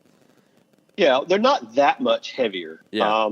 So let's say that your average 300 is 8 grains per inch. Ours are 11. So what are they? 25% heavier. Mm-hmm. So what I'm trying to do is I am trying to distribute the weight throughout the shaft a little more than up front, where a lot of people try to accomplish all their weight in the front end of the arrow with, outserts, weighted inserts, heavy broadheads. I would rather have it a little more distributed and have just a moderate front of center weight and have a little bit more balanced arrow, because I found over the years through some failures that having a more balanced arrow is a little better for penetration once variables are introduced. Mm-hmm. If you're shooting in a vacuum, a 600 grain arrow is a 600 grain arrow. The target, whatever it is, does not know and nor care how much weight of it's in the front, the back, the middle. It's flying the same at 600 grains. It's going to penetrate the same. Mm-hmm. So And that's not me. That's smart people that send rockets into space.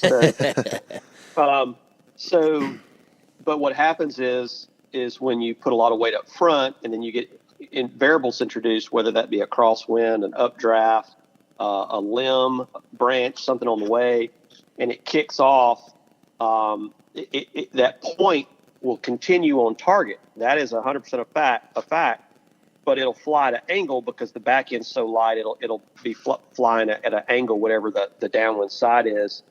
And just because it hits where you're aiming, that does not translate to penetration, because if the knock is not behind the head and that force is not going focused straight through, that's where you lose your penetration. So first and foremost, I am not a ultra heavy arrow proponent. What I'm a proponent of is excellent arrow flight. Mm-hmm. That is what I'm pushing. And for the average guy to get exceptional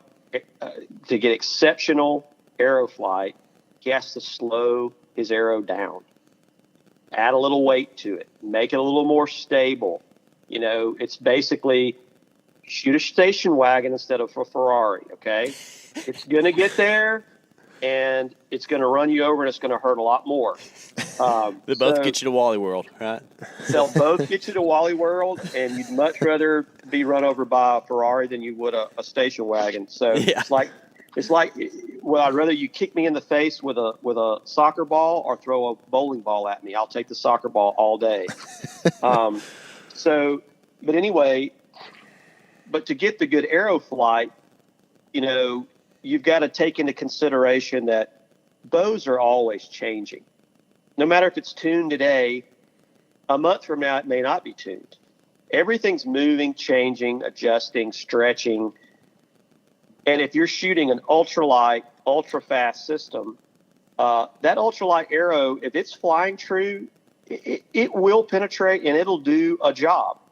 Is it going to do what a heavy arrow is going to do? No, because you're trying to get momentum for penetration, not kinetic energy. And that's where a big misconception is. So a heavier arrow that's a little slower is going to be more stable. It's going to be easier to tune. It's going to fly better and keep the knock behind the head. It's also going to absorb the energy from your bow more efficiently. So let's say that you shoot an arrow that's 10% heavier. Well, you don't lose 10% in speed. You just lose a few percent in speed. And the reason is because let's say that you're shooting a 70-pound bow, 30-inch draw, which is basically IBO. And let's say that the most efficient setup for that bow is going to be 8 grains per pound. That's a 560 grain arrow, 7 times 8, 560. So that means that when you shoot that bow, the majority of the energy that bow is generating is getting transferred into the arrow efficiently. Mm-hmm. Now, when you drop that weight 100 grains and now you're shooting a 460 grain arrow, now you're going to put 80% of that energy into the arrow, and 20% of it's going to go back into the bow in the form of vibration, noise, so on and so forth. So it's almost like finding the right gear for your car or the right prop for your boat. That car has a fixed amount of horsepower. That boat engine has a fixed amount of horsepower. And you're trying to find that right gear or prop to utilize that fixed amount of horsepower for the optimum performance. It's the same thing that you're doing with your arrow. So if you shoot a super light arrow, you're wasting energy back into the bow. And then when you shoot a super heavy arrow, you're doing the same thing. You're putting the energy back in the bow in the form of stress because it's breaking the bow down. So you're trying to find that sweet spot. Okay. So it'd be like, say take a dragster that's got 1,000 horsepower. Well, if that dragster weighs 3,000 pounds, it's super light, super squirrely, and you can't control it. At 4,000 pounds, it's pretty stable. You can keep it going straight, and it's utilizing the energy really well.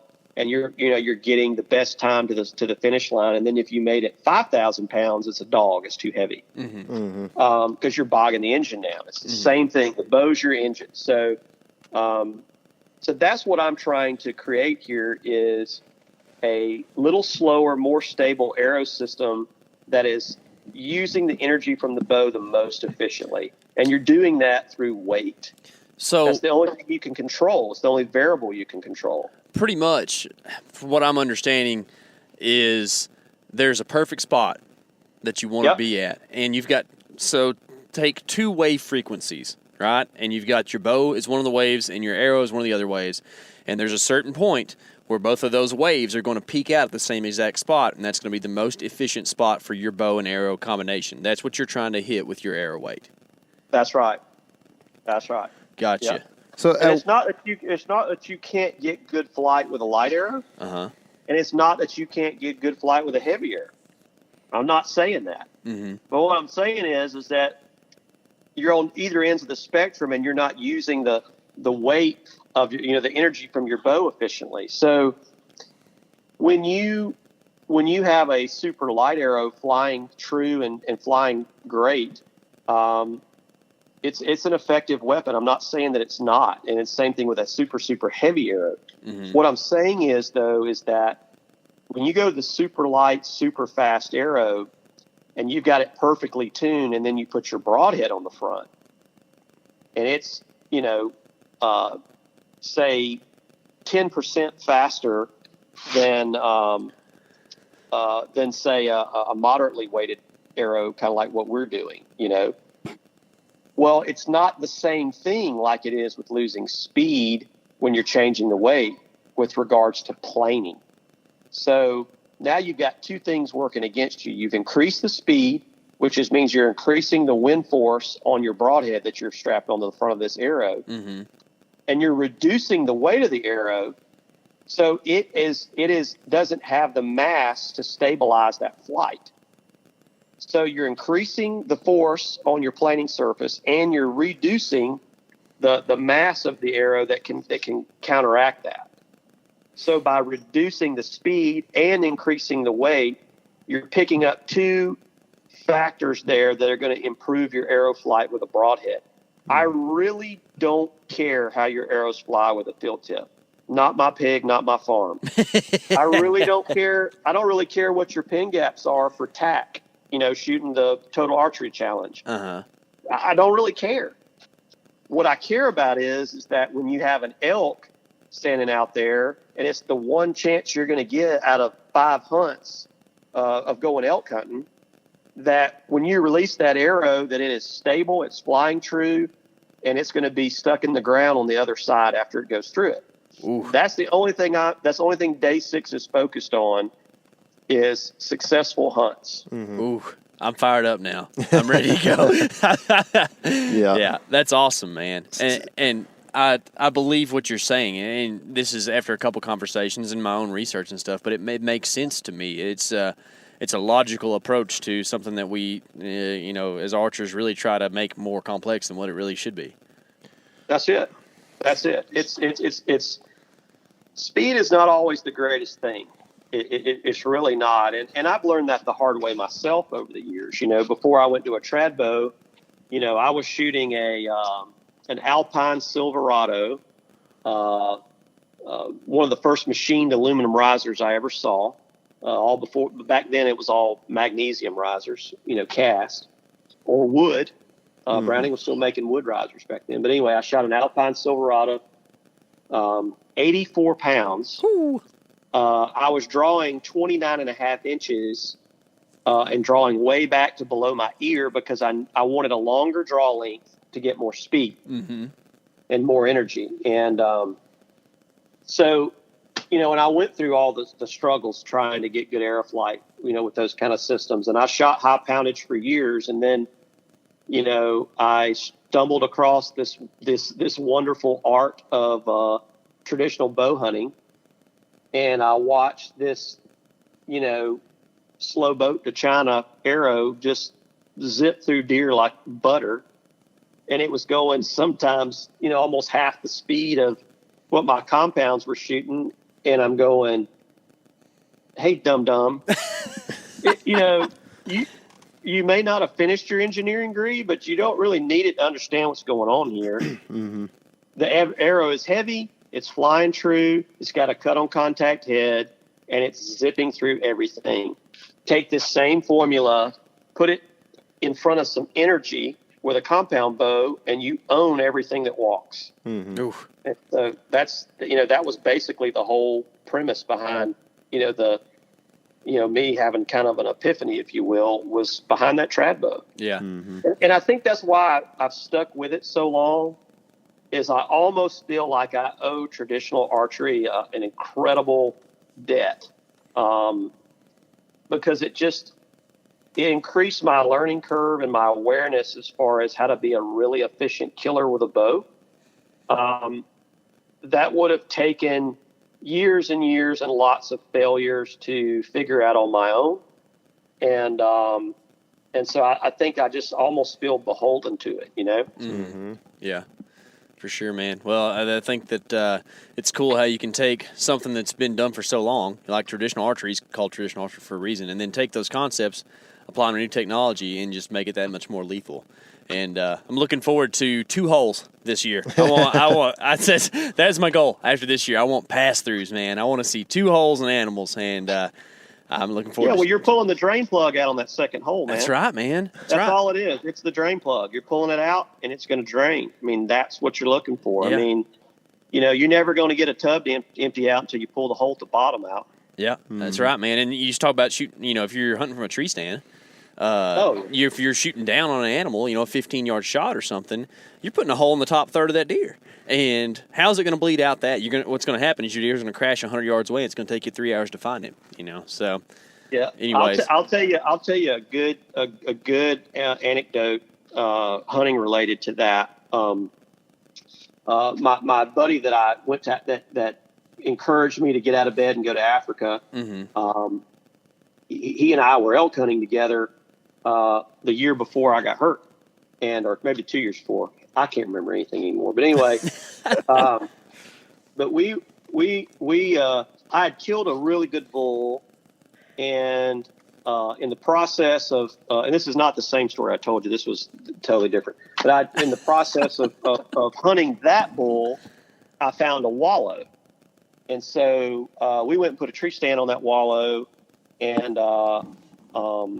And he hunted, I guess it was probably 4 or 5 days later, he was on that wallow one afternoon, and he killed a 8x8. Oh, my. We called him Ocho. Killed a really nice 8x8 bull, old bull, rounded off point, just a really neat character bull. Yeah. That bull came in, and he shot that thing straight down at like 10 yards, 7-8 yards maybe, right under his tree. And he was basically almost quartering hard away. He shot down. He shot him good, right beside the spine, straight down in the chest cavity, but it didn't come out. And that bull ran, and there was no blood. Yeah. Because the entry hole was all the way at the top of the back, like almost like 3 inches to the right of the spine. Mm-hmm. So there was literally no blood. I mean, it was the most difficult track job I think I've ever done. We tracked that bull till about, 9 or 10, well, probably a little bit later now, 11 or 12 at night. It didn't get dark till like 9. And we pulled out of there because we just, we had to have daylight to try to find him. Yeah. And so the next day we got back on that track, and we found that bull, his track, and every 300-400 yards, we would find what we think was a dried speck. It was tough, and it was getting depressing, and we lost him on this trail on the side of this ridge. And so back and forth. And so I went back and just slowly walked this edge of this ridge, and I saw where an animal had turned off the trail and went straight down the canyon, straight down the ridge, basically slid. And I told him, I said, man, I don't want to go down in that hellhole, because I really almost don't want to find your bull out of it down there. We got to carry him out. Yeah. But we've got to follow these sliding tracks, and they're fresh, and we'll know when we get to the bottom if this is your bull, because when he turns to go up the other side, as steep as it is, the blood should come out the top. And so we slid down the face of that thing. I don't know how far down that. It was sketchy.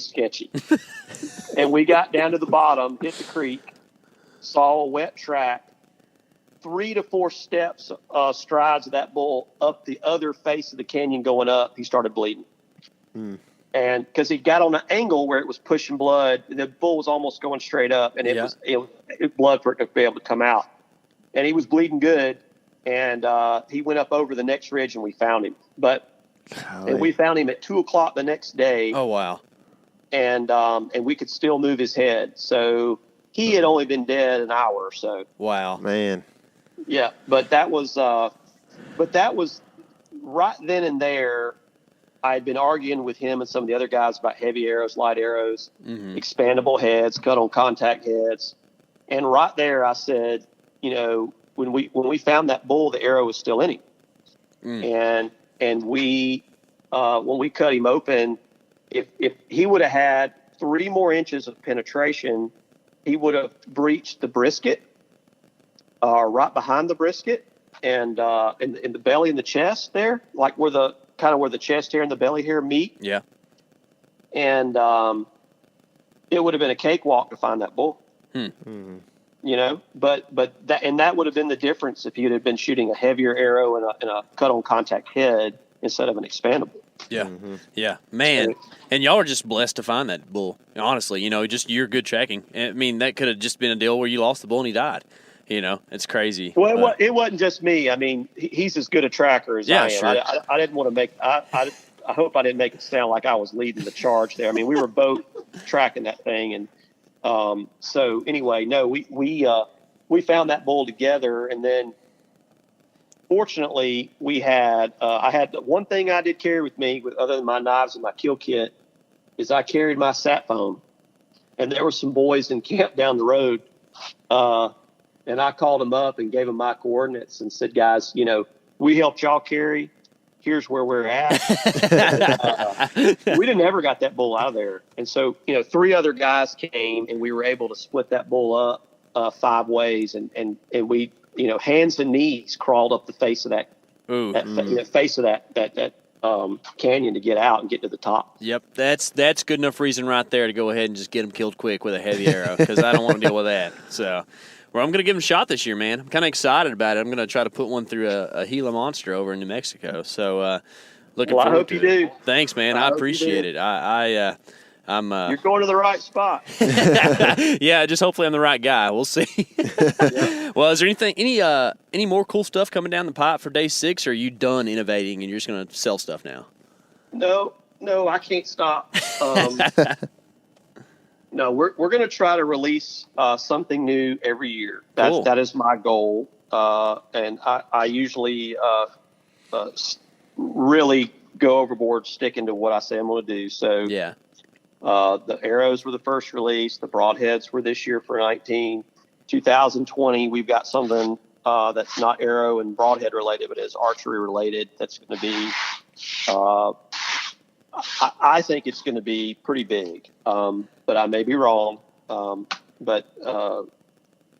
that we're going to have that. And then I've got some other smaller things that we're working on that I may filter in here and there. I've got a really cool, like knife tool type thing that we've designed, and just some other small stuff. But the big launch will be another pretty big product. Sweet. Well, looking forward to that, man. If people want to go and see what you've got to offer and whatnot, where should we send them?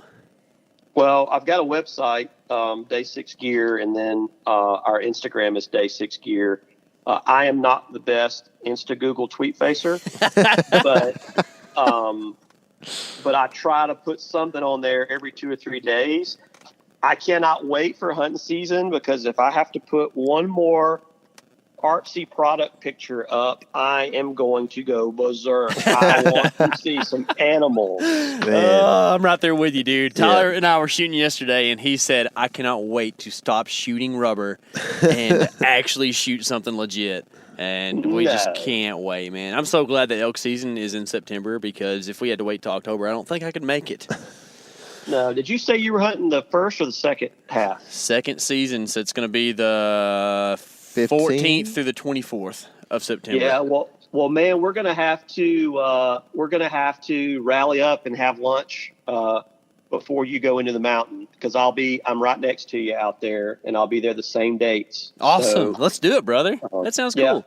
Yeah, and I'm sure. I'm gonna go out probably a little early. Yeah. And do some scouting. A buddy of mine's coming down. He's hunting in Wyoming, and then he's going to drive straight from there to meet me. And so I'm going to kind of try to have us teed up. Yeah, bad at the bone, dude. That sounds cool. Since you've been out there so much, you can show me where all the good Mexican food restaurants are out there. Because, we're going to kill and pack out on day 3, so we're gonna have a whole lot of Mexican food to eat once we get back. So. Yeah, well, I don't know that the word good and restaurants usually collide in the same sense in that part of the world, but I can tell you where the restaurants are. Good's relative, good and gooder.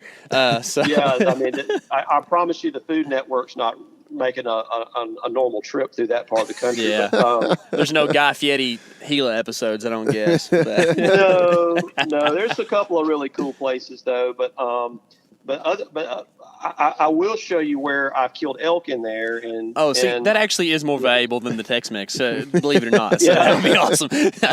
Yeah, and you know what? One of the things that you really need to do, and I'm embarrassed that I have not kept up with this, but where we're hunting, we don't have this opportunity, but where you're hunting, you need to look at the regulations on the trout. Mm-hmm. They have the Gila trout, and I know that they were protected at one time, and I don't think that they're doing any other introduction as far as the fish in some of those rivers there, but you should look into that because years ago when I was hunting in there, we were fishing pretty regularly, and midday, I had this just little tiny pack rod, with little flies and all, and literally you could have if it's, I don't know if it's still legal or if you can't. I think you can fish something out there, but there's fish there, and you can literally have trout for dinner every night over a fire. Oh my goodness, dude. It's a game changer having real food versus the crap in the bags. Yeah. Yeah. And so I would really look into those regulations and see if the fishing's open. My goosebumps got goosebumps on that one. Then. So something that you and I haven't talked much about is Tyler and I both are native trout junkies. Like, it's a thing we love to do. We actually went to Arizona in 2016 and went and caught the Apache trout, which is the cousin of the Gila trout. And so, like, when I drew the Gila tag, don't worry, I was map scouting elk, but I also was just, like, looking at those New Mexico, like, streams of where the Gilas were, because that's on my list, man. So that makes me excited. Yeah. I can not only catch one, but eat one in the wilderness. It's going to be pretty sweet. Yeah. You know what? Having real protein, is a game changer for, like, your energy and hunting and all that good stuff. It is. It's the difference in having a good hunt and a mediocre hunt. If your body's clipping along like it should, and man, if you've got that great food in you, man, it's just it's just a game changer. Mm-hmm. I would. I was going to send you guys something here while I was talking to you, but anyway, But I would look at those regulations, because I do know that it was closed at one time. Yeah. Mm-hmm. Yeah. For catching those things. And here, I'm sending y'all a picture now that y'all can laugh at on while you got me on the line, so these people can hear you laugh at me. I love to laugh. If you can't tell, it's my favorite things to do. Yeah, I'm a brook trout junkie, which everybody says, why do you catch bait? Yeah. It's down here. Our bait's bigger than that. Yeah. But I just text you to this number you call. I guess that's the cell phone you called me. Yeah, it's my cell. Yeah. Yeah, I just text you a brook trout picture, so y'all can laugh at my little brook trout. Ooh, what's a toad? Oh, man. Is that from Canada? Yeah. Golly, that's not what they look like in the Smokies at all. No. Gosh. Yeah, that's cool, man. Well, it sounds like we've got more adventures to talk about in the future, so we're probably going to have you back on. Since we're running on about 2 hours now, and I think we could probably talk. Yeah, so sorry we took so much time of your day, but we could probably talk. If you want to just do a weekly episode with us, it'd be great. No, I'm kidding. But no, man, thank you so much for talking to us, and thanks for being willing to become a friend. I feel like we've got a friend in you, man, so I really appreciate that. Absolutely. And look forward to being in that area in New Mexico at the same time, man. It's nothing like the camaraderie of deer camp, something we kind of started out talking about on this episode. And social media, as bad as it can be sometimes, is pretty cool when you use it the right way. And I think that something that's neat about the culture we're in now is that if you let it, there's a big deer camp vibe that goes on where around September, everybody's just talking about elk hunting and so excited about it. And you can, like, I've got a buddy who hunts in southern Colorado every year, and I haven't seen this guy in a year, but we talk about it all the time, right? And there's like this bigger camp vibe going on, and it's super cool. So it'll be cool to get there and kind of share the same part of the country and kind of wish each other luck, man. So thanks for that. I'm all for it. Yeah. Awesome, dude. Well, we'll definitely link to day 6 in the notes here. So if the listener wants to check out the arrows, the broadheads, that kind of thing, feel free to click down below. Brian, we appreciate it, man, and I'm sure we'll be talking to you a bunch this summer. You bet. All right, man. See ya. That was a lot of fun, man. I know it. It's crazy how when a couple guys get together who just kind of have similar backgrounds can just talk about all the things we enjoy in life. Yeah, man. for sure. It's cool that he's been hunted those parts of Texas that he was talking about, man. Yeah. I mean, like, even me as a Texan haven't hunted out some of the places he's hunted, which, we've had people talk about it. It's Texas is like its own country. I mean, it's pretty large, so you can't hunt it all, especially with as much private as we have. Like, it's difficult to get out and get everywhere. But hopefully one day I'll draw some of the different hunts across the state and be able to be a little more knowledgeable about what's going on in different areas, but more than anything, just to grab that experience, man, and have that as a memory. Because I don't know, Texas has a lot of cool different heritage, I feel like, and I think I've talked to you about this before, but like there are a few things that are just like a Texan thing to do, and there are a few things that I haven't actually been able to do. So it's almost like, I know I'm a Texan, but am I fully Texan if I haven't done that one thing that like all these outdoorsmen are doing or whatever, Yeah. So is that go shoot Axis deer in the summer because it's a popular thing to do right now? Well, I would like to do that. That's for sure. But that was thinking more of like the lower Laguna Madre fishing. I've done that. It's awesome. You should do that. I know. That's all I hear. It's awesome. But it's a long ways. I mean, I could go to, Iowa and scout by the time I get down there pretty much. But, yeah, it'd be way cooler in Iowa for sure. Man, this black squirrel's still chilling over here. Like, he was laying on that tree, man. I know it, man. He actually blends in real good on that hickory. It's pretty dark. Yeah, he does. That's the mount right there. That's the mounting pose that you want to get him mounted in that pose. Do it, man. Shoot him right now. I'm thinking about it. Better use a fill point. That way you don't tear him up too much. I shot a black squirrel when I was in high school. Yeah. And I was going to get him mounted, put him in the freezer, never had the money to do it. And was just kind of hoping my dad would do it, and he didn't. So they threw him away sometime, I'm sure, when I was in high school. But yeah, that's funny. That's unfortunate. But the black squirrel thing would be cool. I just kind of don't want to do it at my house. You know what I mean? I hear you. You want to preserve the black squirrel, right? Yeah, you keep them around for generations to see. That's right. I like seeing them. Yeah. So, anyway, guys, don't forget about the giveaway that we're doing. It's just go to iTunes/Apple Podcasts and give us a review, and you're in the running, or a good review, right? A 5-star. Yeah. Well, no, just talking about 1 stars. You could leave less stars. You may or may not be included in the giveaway. Who knows? You can take that risk if you'd like. Yeah, that's all the risk that you can take. Anyway, we're trying to beat the heat, and once we get, I guess, a few more weeks from now, we're going to be pretty much kicked into high gear with hunting and everything. Man, so I'd like to be there now, but it's just too hot to go do it. I know, man. So, I mean, it would be nice to be in the mountains, but I don't know. We've been shooting a lot in the mornings and stuff like that. It's we're finding a way to like enjoy the outdoors with without burning up too much. But the humidity has really been the killer lately. So hopefully that will go away maybe we can get through this summer without too many days in triple digits. And I hope you guys can as well. I know if you're north of us right now, it's probably decent weather, but anywhere down here in the south, you're probably melting right now. So I feel for you guys, and I hope you guys have a good rest of your summer. And remember, this is your element. Living it.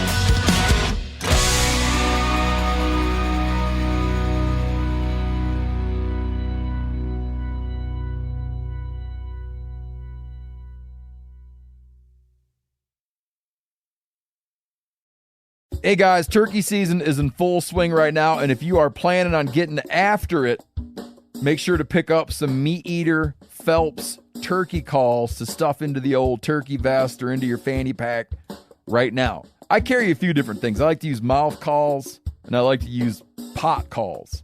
Mouth calls or diaphragms, I like them because it gives you hand-free calling, meaning when you're working a bird up close, you can have your gun on your knee, finger on the trigger, ready to roll, and still be making turkey sounds.